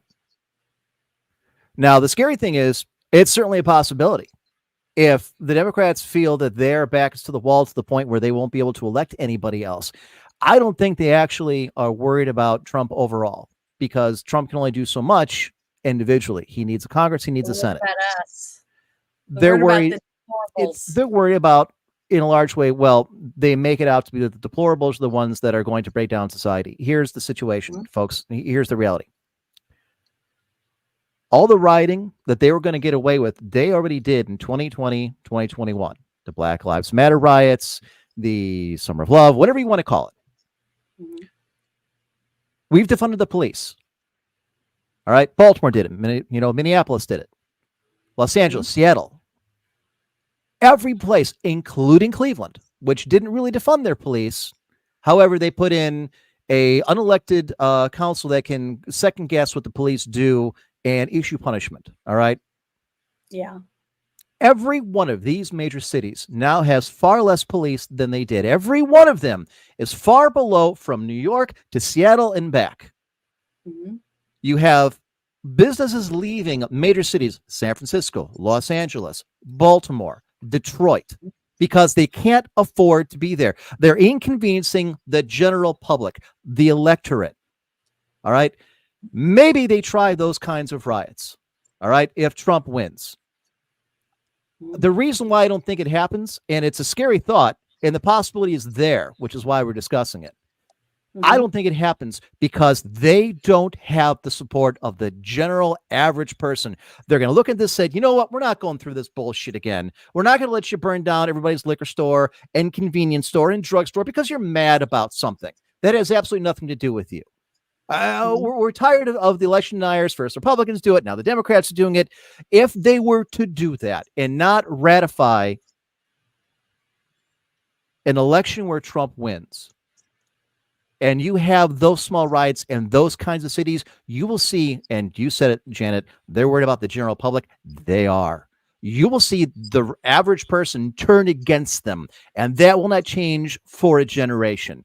I don't think they do that because they will lose too much. They will guarantee the Senate, the House, every governorship where these riots take place, there won't be a Democrat to be found. It'll be a bloodbath like what Florida and Ohio had in 2020.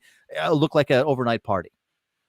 I hope to God that this, like a reverse January 6th thing, doesn't happen. I don't know if we get to a full civil war like Orange suggests, but there's nothing good that comes out of that. But so I can't imagine. They're thinking logically right now. I think they're looking long term because I don't think they see that Biden.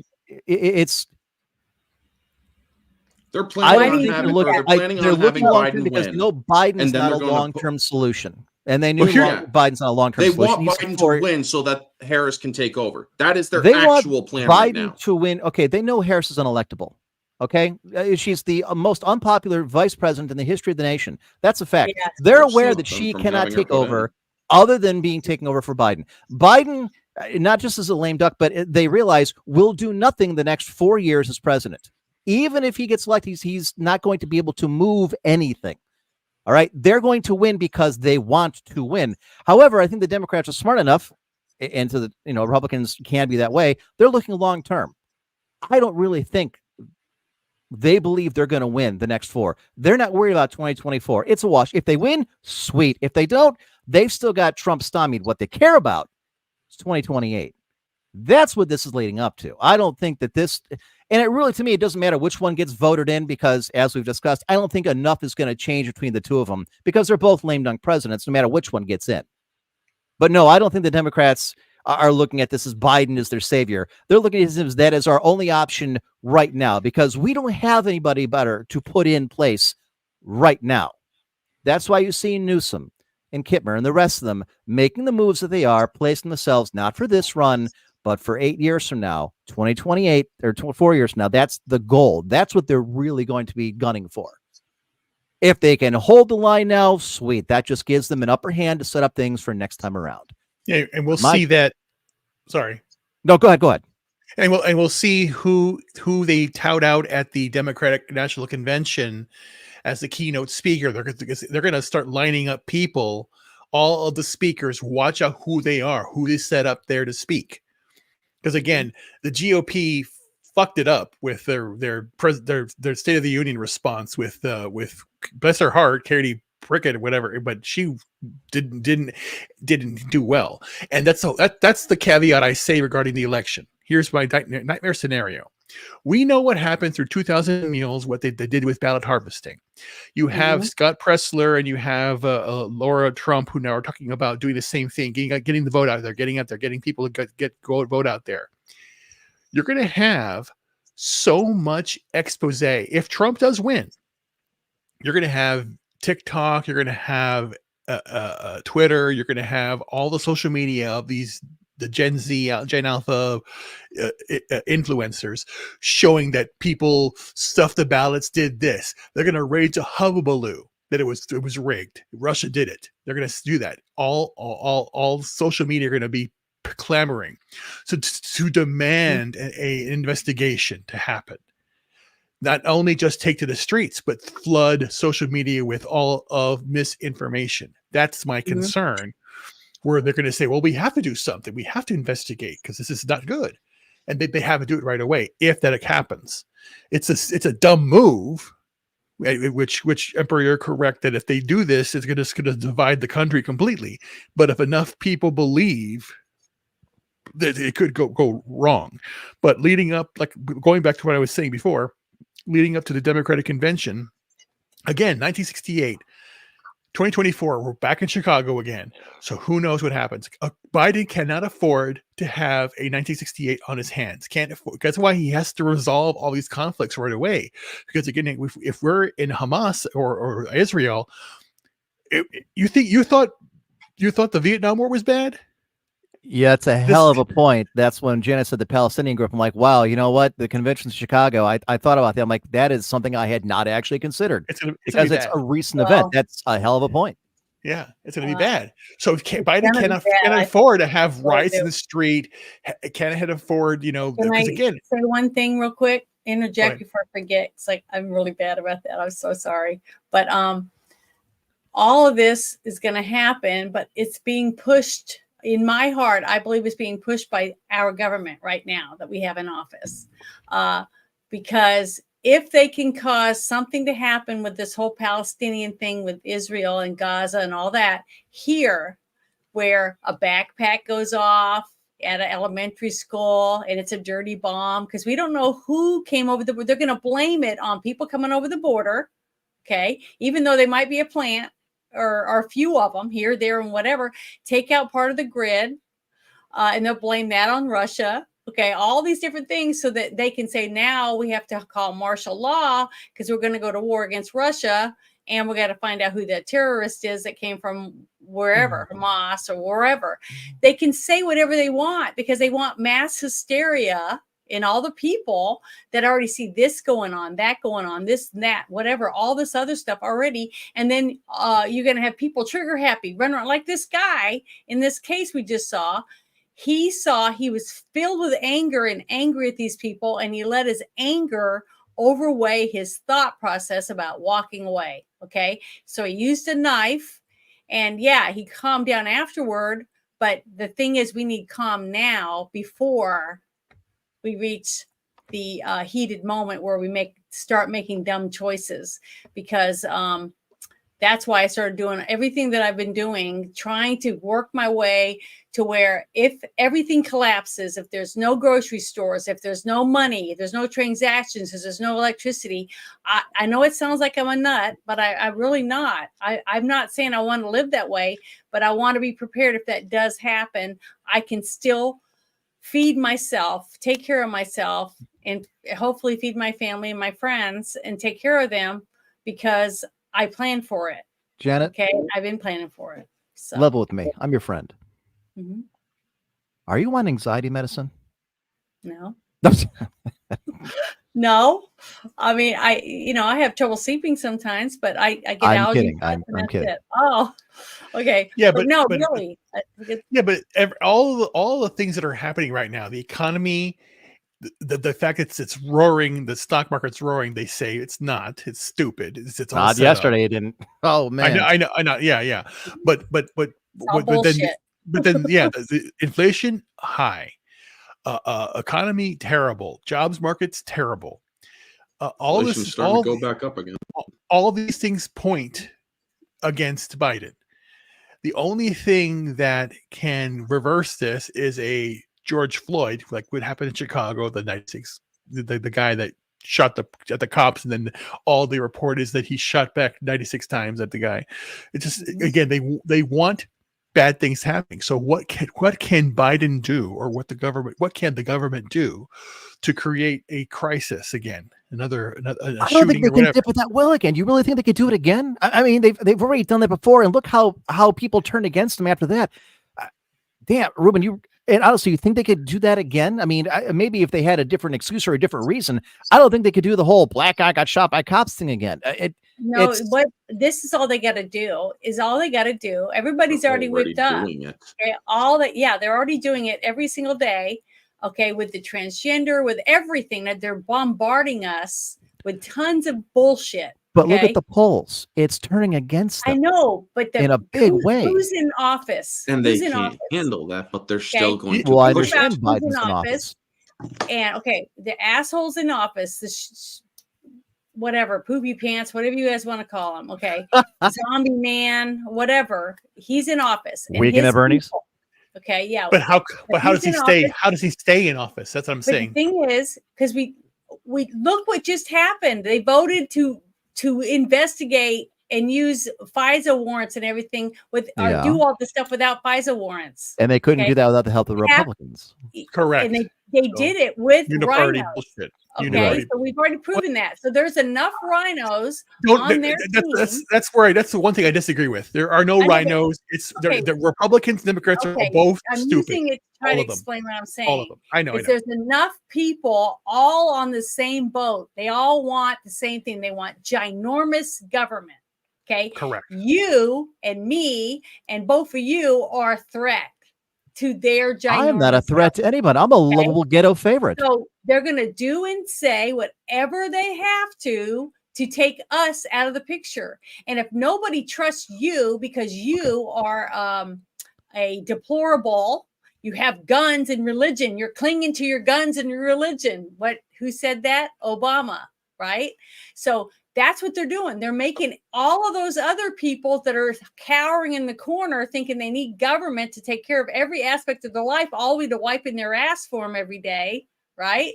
And then they got people like me that want to be able to take care of myself and do it with my amount of money that I'm working. I'm not breaking the law. I'm doing things legally, and I should be able to keep my home, my stuff, because I pay for my bills. I take care of stuff, but they don't like me because I do that. They want me. To the feds listening right now, I'm not with her. I don't know her. I'm here against my will. I was promised cookies. So FBI or ATF, whoever's watching you don't this, want my cookies because Emperor of Clan Imperial Guard, am here. I was promised cake, and that's the only reason. Now cookies and cake. I believe that she's a fringe nut our job. government is going to do something and cause. I think we get into the habit. Jenna, I think we get into the habit. People, Russia. They'll be ready. They're going to blame Russia, but they're going to blame the us Russians again. We're back for to some of the problems, saying that it was deplorables. And every single time there's a shooting or anything, they don't say anything because they find out, oh, it was a transgender or it was the person's the wrong color. I think we get into the habit where we give the Democrats. Manifesto, okay, these are all people that end up being the nut jobs that breaking the law and hurting people. They can't blame it on, oh, it's Janet from another planet, the girl that's never got a speeding ticket. She's never broken the law. She's always preaching about signing up to work the polls. Look at her. She really was a closet psycho, and she just wants to kill people. That's what they want. They want. Let's be honest, Janet. If you want to rampage yesterday with a gun, I mean, I don't think a lot of people here would be a lot shocked. That's what they want, and as soon as they get guns. Their token person that's a real deplorable that snaps. Yes, I said it. And does something, they're gonna run with it, and that's all you're gonna hear about. That's all I think we get into the habit of thinking that the government that is in charge right now, the Democrats, are smarter than they are, that they never make a misstep, that this is all some kind of giant one world global conspiracy. I think that they have made a great many missteps, and I think some of the things that you mentioned, and because they are pushing, things, agendas, the LGBTQPA, whatever the hell it is, the environmental thing, the wealth redistribution, the removal of the gas car. That's been their big thing. These are all things that, if you look at the polls, are moving things away from them. They're trying to get them done, maybe because they fear that obviously they won't be able to in the next administration. These are acts that people take because they're not confident they're going to win. And the strategies they're doing, I talk to a lot of, I would call the undecided of the middle Americans who are kind of left, kind of right. And the same conversations are happening all across America. And I'm sure you guys have heard it, which is, man, gas costs too much. Cars cost too much. Groceries cost too much. People are coming across the border that we don't know. Why are we involved in these foreign wars that have nothing to do with us? These are all common refrains that people who normally don't pay attention are saying. So when they push these kinds of agendas, you know what? They're chipping away at their own polls. And this is why I say they're not looking, short term at Biden because he's a sacrificial lamb, wins great, doesn't whatever. They're getting their shit done now, and they're looking for 4 years from now when they can recycle all this bullshit. Okay? If there's an election, nothing ever happens. There's not going to be any riots. There's not going to be anything. And the reason why I think this is the case is because you're right. when you get, I do too. But I think it's a lot of it is apathy. I think a lot of middle America, the right side isn't going to do anything because their guy won. Middle America is not going to do anything because they're tired of the nonsense. And the middle and the right aren't going to put up with the left if they decide to go burning things down, whether it's the excuse of another George Floyd or the excuse that we don't recognize this election win because Trump got help from the Russians, thanks to the Iranians who are helping Hamas fight the Chinese, or whatever the case may be. I think you can see, 2/3 of the nation say, all right, enough. We put up with this for how many years? We voted in the other guy because we're tired of the nonsense. We're supposed to have the adults back in the room running things, and look what's happened. I think that we are so worried that these guys have some kind of master plan, that every single thing that they have done has gone exactly to plan. If the idea was to turn 2/3 of America against them, well, then they're a fucking Bond villain because it's working. Well, I want to yes, ask granted, you something. it's no. Hang on. I know it's your show and you're charged and you're the boss. You can go ahead and talk. Okay, I want to ask you one question. Do you believe that the 2020 election was stolen? At the time, no. Now there is so much circumstantial evidence as to right say. now, do you believe it was stolen? I am moved into the "I no longer sure" category. Okay. I didn't think it was. Hell Now yes. I'm not convinced. Now I think do it very believe well was could have stolen. been. And it took a lot of freaking work and a lot of people to pull that off. Okay.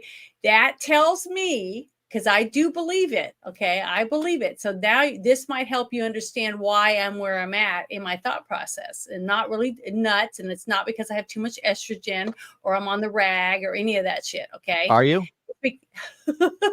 No. I just want to know if I'm going to get like both I do barrels have here in a second because estrogen, you're but feeling bad. that's not why I'm doing. I'll respond here. I'll respond here in a second. Go ahead. But the what I'm trying to say is, it took a lot of people to get 5 states to pull out millions of votes and put them Did through it the though? machines. No, it doesn't Yes. take It didn't take a lot of No, people. No, it doesn't take a lot of Rubin said people. it last week. It did take a lot of people. Okay. The right people had to be in the right place to do things, to change election laws without going through their state the way they're supposed to. All the different things that were done in each of these states. Okay. And they tried it, I'm sure, in other states. They just weren't able to get away with it because too many people were paying attention. Okay. The Because more if people I you bring was- into a conspiracy, the more likely it is to come loose. I know, right? but that's what I'm trying to say, is that they had to have enough people involved to be able to pull this off. Even the president of the United States himself said that they cheated different aspects the way he's talked in his. You know who you need to get to cheat if you want? What Okay, Rubin wait said a last minute, I'm week. not finished. Oh, sorry. I'm not finished. It's all right. But the thing is, it took that many people to do it, and those same people are still out here. They're still out and about and doing their own thing, and they got away with it. Okay, so if they got away with it, what's going to keep them from doing it again? They just make tweaks here and there to make it work better next time. So I have a that's question. why. That's why. Go ahead. But that's why I know. I think I'm right. And I hope You I'm- really don't think there's not going to be any riots? Honestly, you don't think there will be, Emperor? I don't think there will be overthrowing of the government type riots. No. Well, I think you have some kind of disturbance in some cities like they did in 2016. I'm sorry, 2016 when Trump won, because there was rioting in downtown Washington when he was having his inaugural speech, when they were breaking windows and doing things like that. Was it widespread? No. Do I think we're going to have widespread Black Lives Matter riots across all these different cities like we did in 2020? No, I don't. Okay. And you're entitled to your opinion. I do disagree with you. And the reason being, the Democrats themselves have openly embraced riots. They have they are on record on the news encouraging riots. And what has happened? And you think, and when these things, or if Trump does win this election, I guarantee. Well, I won't actually go there as to guarantee, but I will say that there is a high likelihood that people are going to actually get violent. There is going to be violence in the streets. Maybe not as humongous as because a lot of people love to go to January 6th as an insurrection and shit. People don't forget that the Democrats also have launched insurrections within the last few years themselves, if they want to go by that actual definitional standard. Because when 2018, when Kavanaugh was being sworn in, they had lefties literally beating on the doors of that of the building. Literally beating on the doors of that actual room. And yet nobody freaking said anything about that. Rashida Tlaib freaking instigated an incident in the Capitol area where 300 people were arrested, yet they still didn't call it an insurrection. There was there's insurrections in freaking Memphis, Tennessee's Capitol building almost freaking weekly because they got crap going on down there. But I guarantee you, if Trump does win the election, well, all right, again, scratch the guarantee part.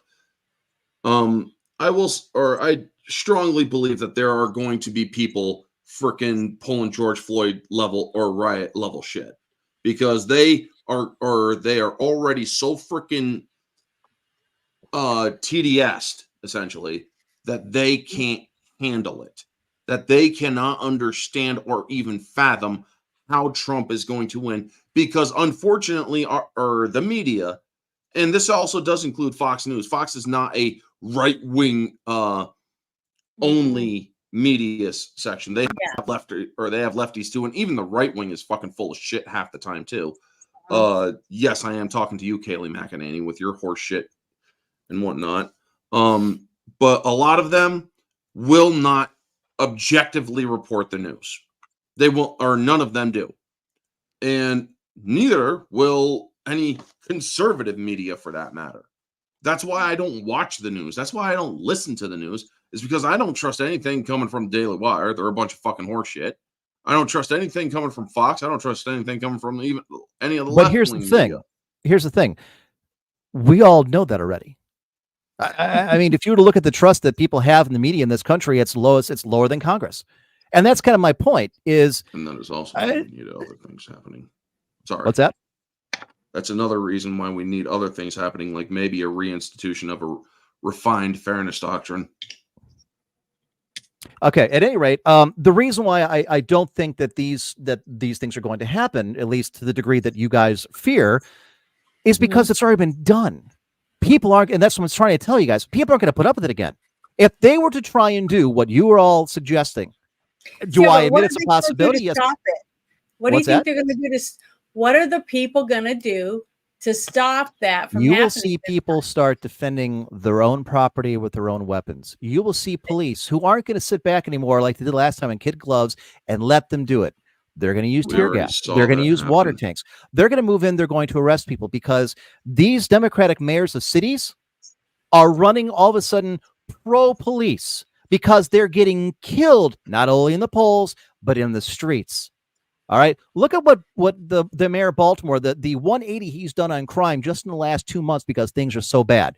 Or in San Francisco, for the first time in 2 generations, they're starting to vote in tougher laws against people who are on the streets or actually committing crimes or, stealing.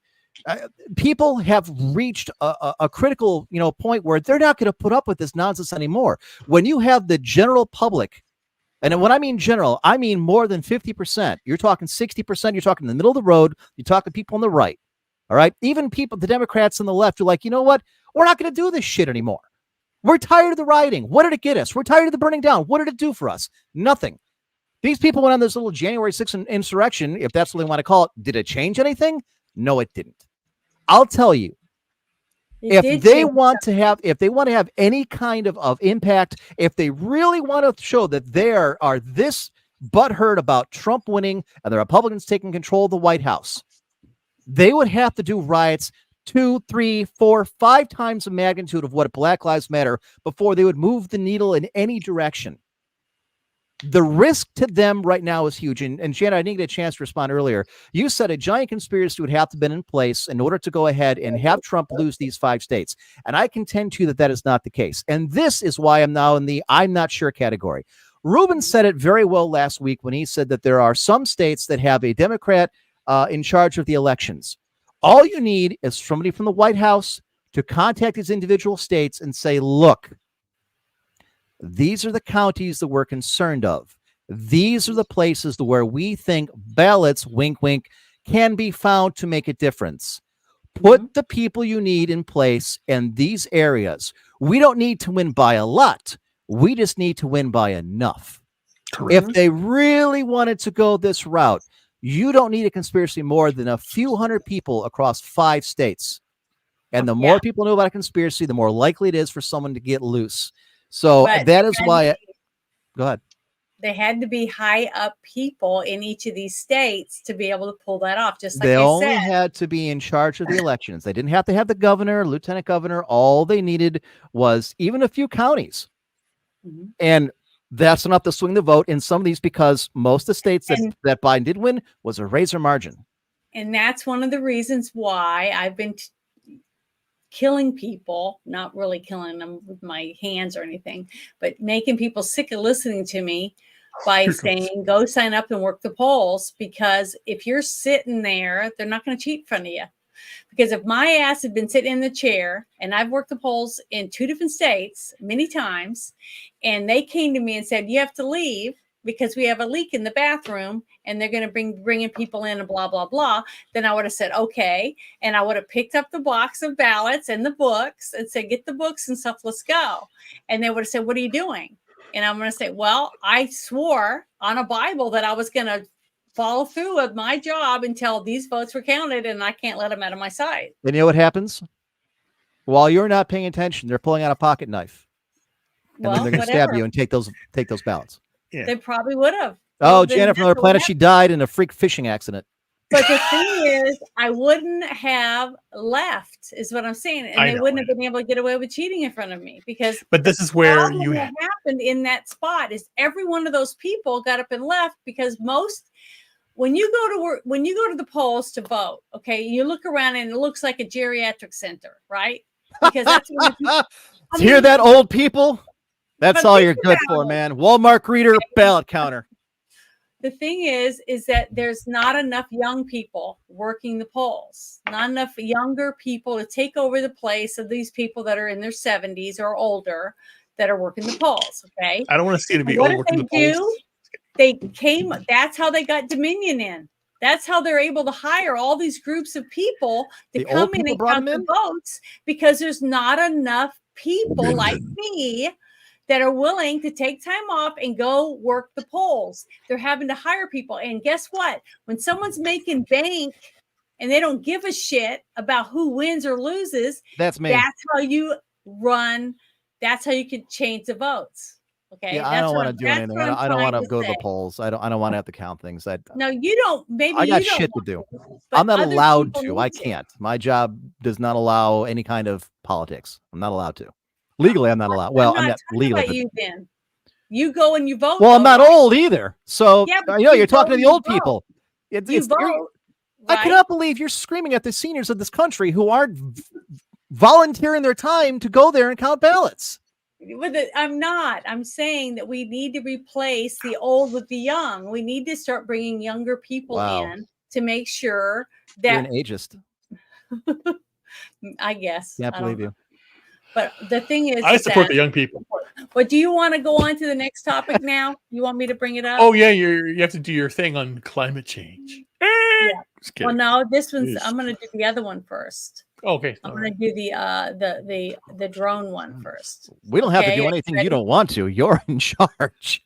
No, we're all in charge. It's our show.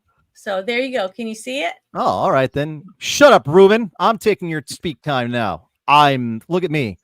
Okay. I'm the captain now. Is that how that goes? I'm the Yeah. I didn't So watch there that you go. movie because it looked awful. Now, do And I it have probably to was. be the one to make it go up and down, or can you do it? Oh my. Well, if I'm motivated, I can make it go up and down. You know what I mean. I do know what you mean. This whole But I thing, really like, need to well, read this. guess I have need to read do this it. article. Okay, You can so hit me up afterwards. just tell me how to. I'll just paraphrase it. Basically, here's the thing: we're moving more supposed assets. Quotation marks. Here's the thing. Last week, and we discussed this at the last show. This is kind of a follow up in that we believe that the Iranians were going to strike at the United States and Israel because the Israelis blotted out a few Iranian generals in Damascus. They went the OJ way. The world was improved, addition by subtraction. So we went through the rest of the week because U.S. intelligence immediately ran to Reuters and the Associated Press and said, "Oh my God, the Iranians are coming for us." Okay. And they were concerned that they were going to hit our ships and they were going to hit our embassies. And then, of course, much like everything else, nothing happened. So then sometime around Wednesday or Thursday, an article came out that said, well, cooler heads have prevailed. The Iranians probably aren't going to strike back. Now we're not so much concerned. And now this comes out today from Reuters, which goes on to say that Iran has up to 100 drones. They have a bunch of missile launchers that they're now concerned may hit both American and Israeli embassies in other countries, that they may go ahead and actually fire into Israel itself, which if Iran itself fired into Israel, Maine, that is an escalation that could not be ignored. And I go back to, we need to stop fucking around with the Iranians and just slap them down. If this is the kind of the way they want to go. And I still believe that we shouldn't be involved. All right. But besides the fact, besides that, you had Bahrain, Qatar, Saudi Arabia, several countries come out today and say that although we have Kuwait have air bases in their nations, we are not allowed to use them to launch any kind of military action against the Iranians, regardless of provocation. This is the so I wish they'd stop putting their country near all of our bases. Now it makes sense to put our bases where the enemy is. This is weird that we have now whipshawed back from they're gonna hit us to nah, it's fine, to shit, here they come again. Mm-hmm. I don't understand. For one, I don't know why U.S. officials are going and telling this to the Reuters or Associated Press or anything anyways. I don't understand why the United States modern military feels the need to run to the media. Do I have to speed this For up? this. No, your for this. I don't think that's it, huh? No, to whip us up, to get us, Americans, Okay, get them up. paranoid and worried and, freaking out that we're going to be going to war. See, they want I don't think everybody enough on people in edge. America really care, though. If you ask the average American under the age of 35 to point to Israel on the map, be like, here? Well, No, not South just America. This is what I'm talking about. It's the gas prices, the food prices. People are coming over the border and attacking people, raping people, sitting in their homes. I'm adding all these things. There's all of these things. There's hundreds of things, more and more and more each day, adding to each person's life. They either see it on Facebook or they see it on TikTok or they see it on Instagram or they see it on X or they see it on Telegram or they see it on any of these apps, and they're getting frustrated because there's so many things going wrong and they're losing their jobs. People are sick and dying, whether from the jab. They got all these people getting sick and having heart problems and all these other health problems. Some people are looking into the jab because of it. Then they're saying other diseases are coming out. They're taking people's farmland away. Other countries are all whipped up because of different things, the same things that are going on in their countries. What I'm saying is they're keeping everyone at a fever pitch level so that when they do start snapping their fingers to do whatever is going to be going on, people are already in a frenzy. So it's easy for the domino effect. Wham. You know what? That's a valid point. That's all I'm trying to say is that that does kind of make we sense. need to all pay attention to what's going on around you. Be ready to go pick up your kids from school. Be ready, because we don't know where it's going to happen, but I really don't think it's going to be in Los Angeles, or it's not going to be focused in those states. It's going to be in the middle where all of us are at, where all of us farmers and rural living people, things like that. That's where they're I going will to admit it's a valid point that when you continue to have this kind of stuff in the media every single day, it does tend to overload. I think you run the risk from their point of view that people kind of get burned out. Like, you know what? It's too much to pay attention to. I just don't care anymore. Regardless, obviously, I think it's, from a military standpoint, I think it's ridiculously stupid to continually tell the media what you think your enemy's going to do or what the enemy is going to do. Well, why would they do that? To get people to be thinking, hey, you know what? That's a great idea. We could do that. That's what they're doing it for. So you think they're trying to psych the Iranians into hitting us with missiles and drones because they weren't going to before? Like, you know what? Habib, come here. Hey, maybe. I wasn't thinking about doing anything to the Americans, but Reuters thinks. You only need one person. It doesn't even have to be over there. He can be here already. He could have already came over the border. Well, no, in this case, it really does have to be over It takes there. one person, and look how many people we're having at these giant protests with all the Palestinians. Death to America, burning flags. People can't even have a flag in their front yard without people saying that's offensive to me. And Okay, but I don't worry about those. I don't worry about the person who's offended my flag, flying a drone into my carrier, or firing a missile into my. No, I'm talking about. But these, I understand what you mean. These are actually but they're going to do it here in our country. That's what. I understand your concern. This article is not talking about the potential of a fifth column, which, considering this, the fact the border is a sieve, you are absolutely 100% right. That is an absolute concern, that security concern that we should have.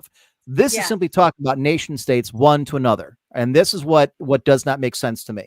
And I think it's very foolhardy to continue to go to the media and tell them, and you're right, Janet, if their goal behind the scenes is to keep the American public in a frenzy, okay, I guess from a stamp that makes sense. From a military standpoint, being an armchair general, I find it very stupid. If you know what your enemy's going to do, you don't tell the world, you keep your mouth shut and you get ready to counter it, or you stop them. So that's what this article is talking about, being it's a follow-up to last week. It's concerning. It's a problem. We've got guys over there that are on the front lines that I just assume not be there at all. But if they do hit Iran or hit Israel itself, or they hit American territory, I mean an embassy, they hit a carrier or any of our ships, an airfield in another country, that is an escalation that they cannot be allowed to survive. I hope that doesn't happen. It's concerning to me that we, oh, yes, they are. No, they're not. Well, now they are again. Okay. Maybe since you're not sure, don't say anything at all, because you may be whipping up the frenzy here back in America, but you have no idea how much damage you're doing to yourself amongst your enemies overseas. Because every time we do this boogeyman bullshit, Iran gets more attention and their stature grows. Just like I said last week, stop treating them like they're a world power. They're not. They're a piece of shit that nobody likes them. Not their neighbors, not us, not anybody, not even their allies. It's kind of like a poisonous snake. Yeah, you'll throw it at a guy because it's funny to see him get bit. You wouldn't hold that thing more than a second if you didn't have to. Well, it was a few months ago. I think maybe it was 2 months ago. We did this show right here on the Shit Show. We played Tucker Carlson's interview, and I think his last name was Epstein or something like that. Him and his wife, remember, went to South America, and they talked about the two camps, right?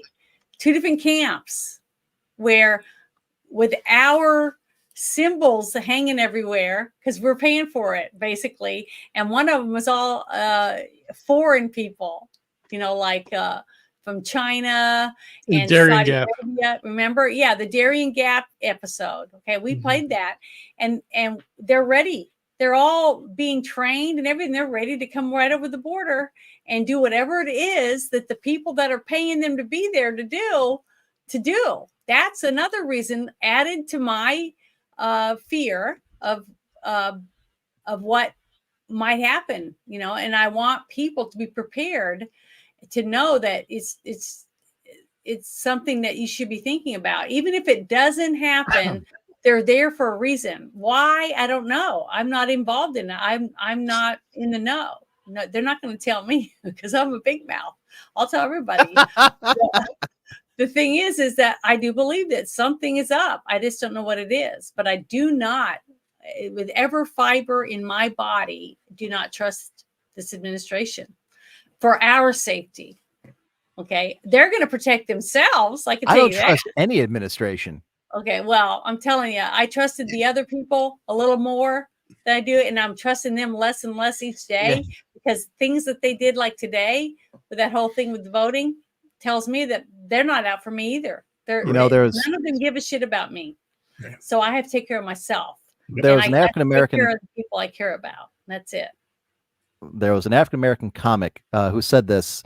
Might have been a couple years ago, and I apologize. I wish I knew his name. It was a great bit. I'm going to paraphrase. He said, "I'm surprised that you all are not everybody, thinks that the government's lying to them. You really don't think they're lying to you?" He's like, "I've got a 5-year-old, and I lie to that little fucker all the time. And you think the government's not lying to us? I don't trust any administration. You know what? We don't need to know every single little thing that goes on. I understand that there's people out there, the Assange people, the WikiLeaks." I don't want to know everything that they do. It's none of my business. As long as they protect my country from foreign invaders. Blessed are the ignorant. Okay. As long as they do what I'm paying my taxes for, I'm happy with, but they're not.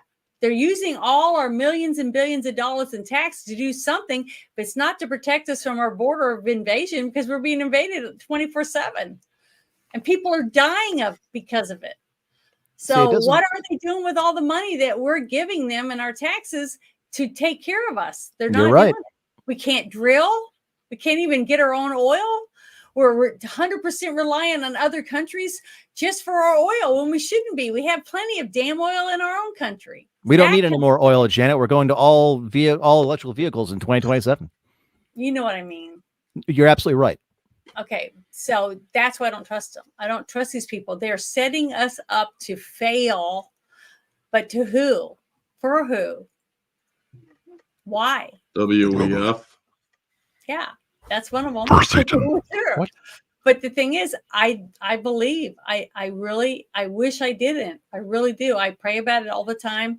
I wish I didn't feel this way, but I know people are probably getting sick of it, of hearing me say it, but I just want people to be prepared mentally that when something does happen, that we can't be, running around with our hands in the air going, "Oh my God," and like your hair's on fire, your pants are on fire. We have to be able to say, "Okay, this is it. Here we go." I think it was a watershed moment for those of us who were alive when 9/11 happened, because that happened. I don't know if there's a lot of stuff that would shock anybody. If there was an alien invasion tomorrow, purge the Xenos, would any of us really bat an eye? If they come out tomorrow, I mean, they've already kind of said that UFOs have been happening and we've been visited. No one gave a shit. That was like a year ago. We're like, yeah, well, I mean, that's 2023. What are you going to do? It's on our bingo card already. Yeah. I mean, is there anything? Godzilla could go and trash Tokyo and be like, "I've seen this movie. It was great. Fuck the Japanese." That's why the frenzy. That's what I was trying to say. That's part of it. The reason you keep everyone in a frenzied state is so that no matter what they throw out there, it's all impossible bullshit. It doesn't matter. See, no one. It's so much overload. People are just shutting down. Apathetic. Okay, I mean, and you know what? That's I can't argue the logic. That's a very real possibility. If the idea is to make everybody apathetic because it's constantly one thing after another, that's a good point. So, but that's how I really believe that. I hope I'm wrong. I pray every day I'm wrong, and we'll know for sure by the end of the year. So we'll have answers this year for sure. It doesn't really matter, Janet, and I have very bad news for you. None of this really matters. None of the things we've discussed tonight matter. And if you're listening and just realizing this, I'm sorry that we've led you along for 2.5 hours to find out that none of this fucking matters. But that kind of leads into our next article, which is we have 2 years left on this earth, folks. Hold on. Let me 24 months. Let me open it real quick. Here we go. And it comes from the experts that should know, the United Nations. Oh, fuck them. So the United Nations climate chief says we have 2 years to save the planet. Now, this may come as a shock to those of us who watched Al Gore and in his documentary about, when was it we were supposed to be flooded again? 2000. We would Thank already you. been yeah, we Right. would already And then been. there's Greta Thunberg, who said we were supposed to be dead by, what year was it? Like last year or a couple years ago? Mhm. Yeah. All right. So I'm sorry that we keep moving the goalpost on this one, but again, I'm going to go ahead and paraphrase the article, because really, who has time for the United Nations? We have 2 years to go ahead and drastically cut down on emissions. Now, the irony is not lost to me that their project goal was called 2030, and this is telling us we've got until 2026. So, just looking at it from that point of view, the United Nations really fucked up by making their emissions goal treaty for 2030, only to find out now that we're all dead by 2026, in which case it doesn't matter. To which I say, burn as much fuel as you can, folks. We only got 2 years. Let's throw the biggest goddamn party that this planet's ever seen. Use every single resource you can find. It's Mad Max time, man. Ramen noodles and shotgun shells. Start taking over your neighbor's house. There's no point. Making fun of me a We're few all seconds fucked. ago for saying that, or you What's said that? that's what you said that's what I was saying was going to happen, and I didn't say it was going to be like Mad Max. Well, okay. In my defense, Janet, I like you, but you're not an expert. The United Nations is a body of politicians. Yeah. They're telling me this. I'm going to pay attention to them. You've got a YouTube channel. They've got a building in New York. Yeah. I'm sorry. That trumps you. See, That that's what I'm saying. fragile People ego. are going to believe this, people. Of That's course they're going to believe us. people United that do believe Nations. this. Who wouldn't believe it? I It's wouldn't coming believe from the United Reuters. Nations even if my life depended on it. But Yeah, it's I coming don't from believe it. Reuters, folks. Who would I doubt Don't give a fuck Reuters? about Reuters either. Politicians and journalists are telling us we have 2 years. I am very disappointed that the people in this panel are not taking this seriously. You're laughing. Ruben's shaking his head. Orange looks depressed. I would be depressed too to find out we're dead in 2 years. I'm not depressed. I'm not interested. Yeah, That's why we're all going to die, because he's uninterested. This He's global too ring busy hoax eating has gone cows too far and now. driving horses or whatever it is. Wait, that's wait, causing wait, the that's a CO2. good. That's a good point. That's a good point. So This is okay, wait, no no, farting, wait, no more really fast. farting and no more burping, because that's adding to the. This proves one. This is gases. Cow so then fart what's- Cortez. Here's a question, Emperor. You had mentioned the idea that people would if people would not want to write anymore because of it's been happening over and over again. Mhm. For my God, since as long as I can remember, this whole global warming, climate change now, since the 90s, has been talking Al Gore about his bullshit, and everybody's talking about it. They go on and on and on and on, move the goalpost over and over again. When is the people going to basically say enough of this bullshit? I Don't think move we've the got goal- to that point. I've Look at already how said it. we've all reacted. Look how I'm reacting. I'm taking the piss on this thing right from the start. I know. People in the comment section, we've all gotten to the point where like, oh, okay, it was global warming. Okay, so that's not a thing. So now it's climate change. Thank you, Janet. That's pretty much what people, at least in this country, look at. I'm done with You know it. what? It's all They're- bullshit. We Yeah, complain. it's It's stupid. even I'm worse sick of it. overseas. We complain about losing, about losing our gas stoves because that matters, or losing our gas cars when they're literally in Ireland, in the Netherlands, bought a and brand new Belgium, truck. taking people's So, farms and it from uses them. gas, and Yes. it's not a hybrid. So that's how much I believe in it. Well, there you go. According But to they're literally Hollywood. taking people's livelihoods away from them. These farmers in France, in Belgium, in Holland, or in Netherlands, in Ireland, they're taking their farms away from them. They're taking their cattle away from them. They had to destroy 500,000 cattle in Ireland for no other They reason. want them to eat. No, they Eat wanted bugs. right, and but they crickets. did it because they have to meet this climate goal by 2030. How pissed are you if you're an Irish rancher and you happen to go ahead and get the video version on your print newspaper to find out that we've only got until 2026? Mhm. You think the Chinese give a shit? Mm-mm. You think the India gives a All shit? you have to do is get on global or Google, the thing to look at the Earth to see where the emissions are at, and you go over India or China, and it's almost black.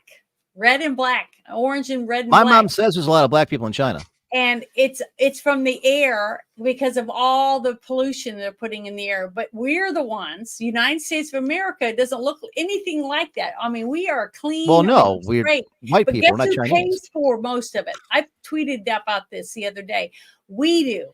You and me, with our tax dollars, we put billions of dollars into this shit. You're and right. We're the ones paying the most. We recycle. We do all this shit in our own country. I mean, look at our parks. How Almost many like it's a other money countries laundering in scheme. the world have as many state parks and stuff as pristine and beautiful as we do? Hardly any, because our country is one of the only countries in the world that takes such good care of our forests, our lakes, our rivers, all that, because we have laws that do that. But yet we still have to pay for these other countries that don't give a fuck. I mean, look at their fucking lakes and shit. They're filled with garbage. And that's Tons of why garbage. most people, like Ruben mentioned, that's why most people don't care. Sorry, I said the Because dirty words. when you see these other countries doing things, Sure, sure. well, Please they say more. yes, because China's a developing country. No, it's not. India's a developing country, kind of. Oh, hi, And how many people in America, how many businesses in America have gone and bought carbon credits? It's a money scheme. Oh, you can buy a carbon offset. Okay, so I can pay not to feel guilty? Oh, yeah, but we totally will plant a tree in northern Scotland or something. You can't ever see it. No, you see that tree right there? Yeah, you bought that one. Well, how can you tell that tree looks like 100 years old? Well, fuck you. It's so dumb. I'm just done with all this. It's shit. ridiculous. And what's sad is how many people do it. But see, these people, this is another thing. Oh, drives me crazy. The same people that bitch and moan about how we're ruining our planet and that we should keep paying all this money for China and all these other countries to help them with the pollution. Well, they're not using it to do that. Okay. There are the same people that'll go get a cute little kitten or a puppy and then give it to their kid on Christmas. But guess what? In 6 months, when it's peeing and pooping around their house, they take it down the road to the farmer's house and dump it on the side of the road for someone else to take care of. That's the same people that's trying to tell me that I'm polluting. Well, I drive a truck. my because my I my have chickens my and I'm whole very story teeny. analogy for that was the following: I didn't get the jab. I didn't wear no dumbass. It was a mask, and everywhere. And the biggest pollution problem we had in the last 4 years is masks all over the place. So if I didn't wear those things, and I'm not a polluter, and I'm the polluter, who did it? Who pollutes? Who screws up everything? You go to Lollapalooza here in Chicago, and it's a dump afterward. They just throw their shit everywhere. They don't care. They pollute all the time. And they're the ones Chicago, who would promoting notice? climate change. Yeah, All you got to stupid. do is go to any of these liberal cities and just drive around at the homeless encampments. They're Yes. shitting in the roads. They're peeing in the roads. They're walking around like zombies because they're all on drugs or alcohol or whatever. Yeah. And it's piles and piles and piles of trash. But you, the tax-paying citizen that works down the street, the grocery store, you have to pay to clean up their mess. Okay, let me ask You you have to this. pay to fix all this stuff. That's good. Take Let me ask you trash. this, Janet. You just inspired me. Let me ask you this. I'm going to ask everybody in the panel, kind of like earlier, all right? Because I want to involve Here we go, everybody here. here we This is go. interesting. Okay. Janet, you are now president. God help us. You are now president. Oh my God, you are president of the United States. Uh-huh. You can address and take care of one issue of all the stuff we're facing. What to you would you take care of? Think of this as like a beauty contest and you're running for president. The one thing that I would try to do was I would arrest every single pedophile. That's what I would do. That's the first thing I would do. Every person that's a person that's been arrested for having porn of children on their computers or have been arrested for molesting children or any of that, trafficking children or any of that, that's the first thing I would do. That's my number one agenda. I've talked to Ruben? you about this before. Janet has been assassinated. Pedophiles got to her. You're president now. What's one thing you take care of?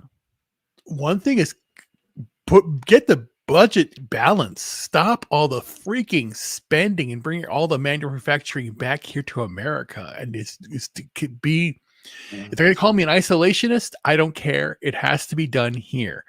We have all the resources. Start cleaning up our own house. Okay. Orange, Ruben just got voted out because he's an isolationist and he's probably a closet racist. So now you're president. You can change one thing. What would you do?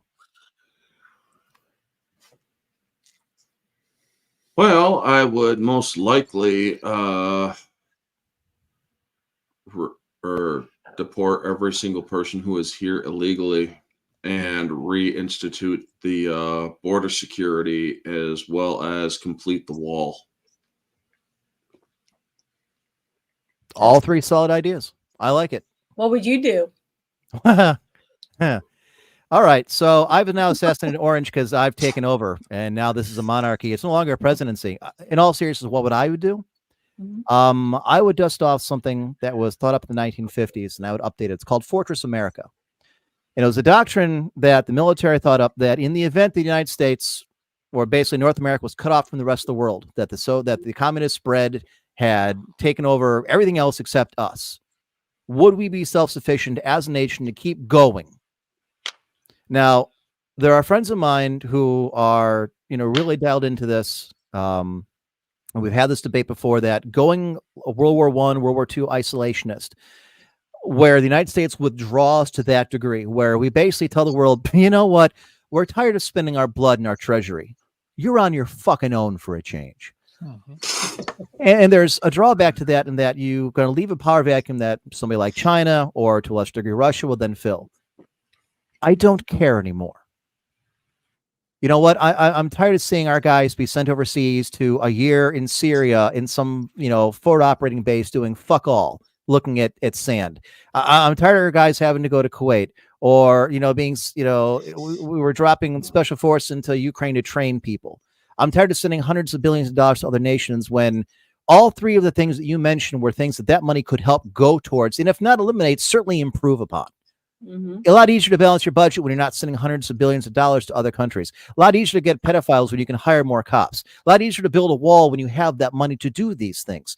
Now, if these were times of plenty, fine, go for it. All right? This isn't Rome, and I'm tired of pretending that we are. This is not an American empire.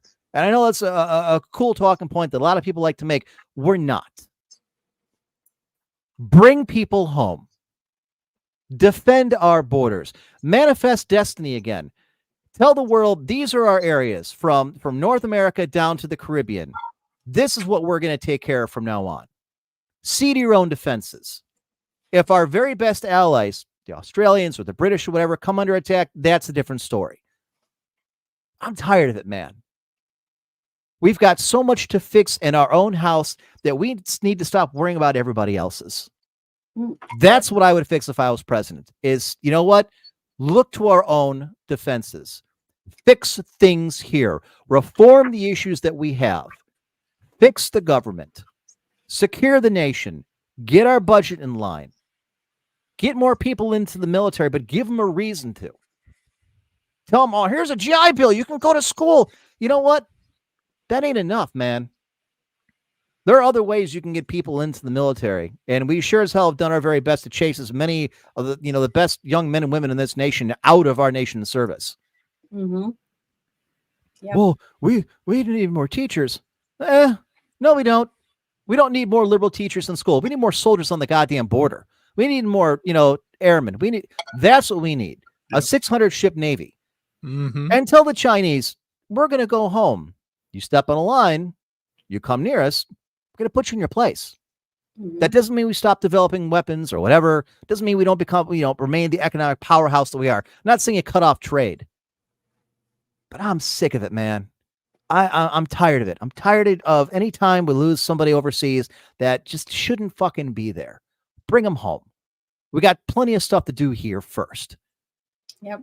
100%. We spent 20 years with our nose to the grindstone. We can turn this place around. You know what? Then we can open things back up. And that includes legal immigration too. No one's coming back in. If you got a skill we need, okay, you're cool. You're in. You're not. Hope you're marrying an American, because otherwise, fuck off. That's what I would do. That's more like a Calvin Coolidge approach. Just cut everything, concentrate in America, get the right 20s. But I'm less of an asshole than that guy was. I know. Mostly. Well, Oh. all right. That's okay. I can't pick up the statement. Well, we've been going at it for 2.5 hours, and I've got to get up early because I got to get ready to do my Dungeons and Dragons again tomorrow. So I'll be doing that. That's what I'll be doing. But Is that what are code your for something? plans? Just kidding. Huh?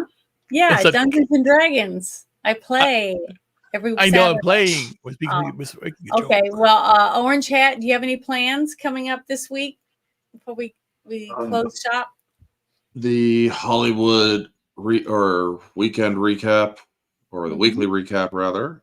Tuesday is the theme stream where I discuss franchises this month.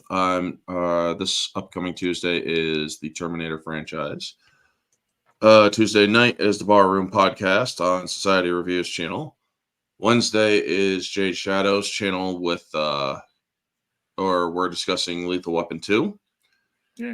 Thursday will be the From Paris with Love discussion on my channel for the singles. Oh, that's a good one too. All right, well, that sounds like you're busy. So, Emperor, do you have any plans? If you are in Cincinnati, the Cincinnati area, I will be signing autographs at the Meyer, just outside near Dayton, from 2 to 4 p.m. on Sunday and Monday. It is a $25 fee per picture. I will not sign if you do not pay. Do not bring your phones because you're not allowed to get it for. I'm taking my son to see Ghostbusters tomorrow, and I think I got something going on next Thursday. But beyond that, I don't have anything else planned. Yeah, we're gonna talk about that, but right after Ruben talks about what he's gonna do on his I channel. have one question, Emperor. Skyline or Fuck you. I'm not going to Skyline Chili. Look, if I want diarrhea, there's easier ways than taking a 4-hour road trip to Cincinnati. Because the bad thing, aside from eating the chili, is the fact you have to go to Cincinnati. I would trade that Kentucky for a 6-pack and I promise not to give it back. While we're at it, I'd swap Toledo to Michigan for the same deal. Can't believe we fought a war with those bastards over that. If we knew now what we knew then, we're like, you know what? Wolverines, just take it. Just take it. Our bad. You got it. Wow. Oh dear. So, That's funny. what are your plans, Ruben? Well, I'm still looking for, work. I'm still trying to get things, my situation going. I would like some prayers because I just noticed something that I monitor my weight, monitor everything going on. And I've been noticing, and I think I have to verify it with I don't have a doctor. I have to do it myself. I think my tumor's getting bigger. I just felt something that's out of the way. So, but I'm just going to continue to, look for a place to go, get my life together, and just keep on fighting, putting my videos out. I'll be putting some videos out sooner. Try me here again, but follow me on Instagram. Follow me on I'm trying to get off of Instagram, but follow me on Rumble, YouTube, and X. But doing more on Rumble and X very soon. So, if you follow me, I will pull a gun on any of you. Well, keep 20 feet back. I have plans with my channel. Something new that I've been wanting to do for a while is since we started this show, which I love because I missed when I was on Drew's channel. We used to do on the United Resistance. Okay. Oh, okay. Remember that? Yeah. No? Okay. I love that show. And that's when ever since I wasn't able to do that anymore, I wanted to do this show and I didn't know what to call it. So I just called it the Friday Night Shit Show because I thought it sounded catchy or whatever. But since this one has been doing really well, which I love, I'm not monetized or anything yet, but I enjoy doing it. It's fun. I feel like we're helping people learn about things they probably wouldn't have known about. And I love hanging out with you guys. I think it's great. And I want to keep doing it. But I wanted to do something different I didn't know for sure what it was. But I've decided that I want to do another show called The Shit Show 2.0. And to talk about one or two specific items that are going on that are important that we need to discuss. But I want to do it with just one other person and have a weekly show. And was talking to Emperor, and he thinks it's a good idea. So he said he would do it with me. I said you So- could pay me to do it. Well, we're gonna My try. contract demands will be in the mail tomorrow. Well, I don't make any money. I don't have any money yet, but he had some good ideas that I agreed with, and so we're gonna start next Thursday night. We're My gonna idea have was our to first pay me. show. And are you gonna be able to do it? Do the play the intro thing? I sent it to you. How am I going to play it? You're the one who's running the I show. gotta go and open that. Hold on. You guys talk about something for a second and let me figure out how to do this. I told you I don't know how to do nothing. I'm learning, but I'm just not very good at it. So it will be true to form. The shit show 2.0 I will know, be, isn't it Yeah, will go starting off off the now rails. early. I wish I was better at it. I really do. But All right. just We have- that I'm able to do a live stream. That's something because I didn't used to be able to do that. So we have But to okay. talk amongst ourselves, huh? No, all right. Okay. Now, I know how bitches, to right? show it. I just Bitches. want to play it. Exactly, You should be able to hear it, right? If I play it, you should be able to hear it. Well, if you play it and Sure. share it, yes, he will. Well, you won't be Oh, able to I've see already it. heard it. I recorded it. Everybody else needs to hear Okay, it. well, I'm going to try to play it. So here, you guys listen.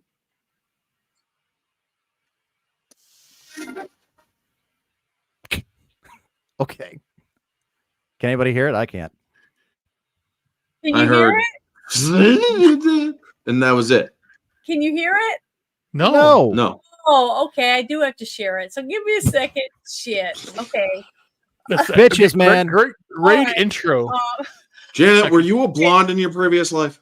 Well, no, but Oh, she's a maybe blonde I right should now. dye my hair blonde right now. Let's see. Okay, Change your here we go. Here we go. What? You said it, Thornvald. So give me 1 second.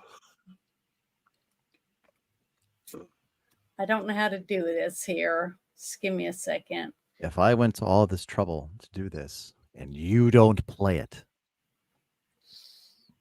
Okay, I figured out how I can do it. Just give me 1 second. God darn it. so anybody go blind from the eclipse? No. What? All right. Oh my God. I'm trying to fill dead air, Ruben. You I know what? Keep doing it. Hold on. Wait, I'm hold almost on. Where's my glasses? done. Okay. Okay. We can do this. Oh, you meant another pair of glasses, the other one you're wearing. Got it. Okay. I'm going to do it on my phone Okay. because I don't know how to That's do the it. professionalism you can expect from the shit show It's saying 2.0. that it's got a Oh my blocked God. screen or something like that. So I don't know why it won't let me do this. What I suggest, why don't you put it up as a video on your YouTube channel and people can check it out afterwards?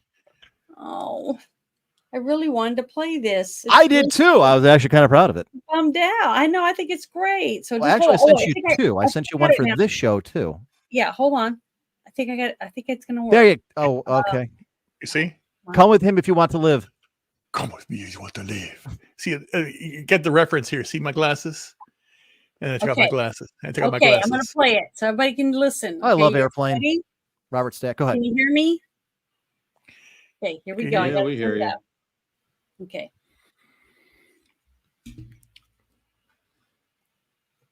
Ladies and gentlemen, boys and girls, children of all ages, I have tidings some great news. Can't hear it. Thursday, April 19th, 9 p.m. Eastern. Join Janet from Another Planet and myself, the Emperor, for the Shit Show 2.0. 60 minutes of paid streaming informative opinions on today's news, gaming, internet trends, and It hurts. But it does hurt. so mark your calendars, clear your schedules, tell your friends, tell your neighbors, tell the fat kid who brings you your donuts. That's the about best line. Shit Show 2.0. It is. That's how you'll spend all week. We'll see you this Thursday, every Thursday. Yeah. Bubble, YouTube, and of course, X. That was the best line. You barely got to hear it. Tell the fat kid who brings you your donuts. Sorry, but I'm going to get it and fix it so I can share it. And I'll share it on all my platforms and stuff. But yeah, that's something I've been wanting to do for a while. And I really appreciate you doing that because I know that it took time out of your schedule to do that. And I really appreciate it. Just wanted to say that. But oh, hi, Devil Flyer. Thank you for stopping in. I expect all of you in the chat tonight to be there on Thursday. If I've got to do this, so do you. Well, I appreciate it because I really want to do something new and try something new since my whole schedule's been changed because of Bruce's job, and everything we do now is on the weekends. So my weekends basically, filled up with playing Dungeons and Dragons, the regular game, and then playing the next Saturday on the beta.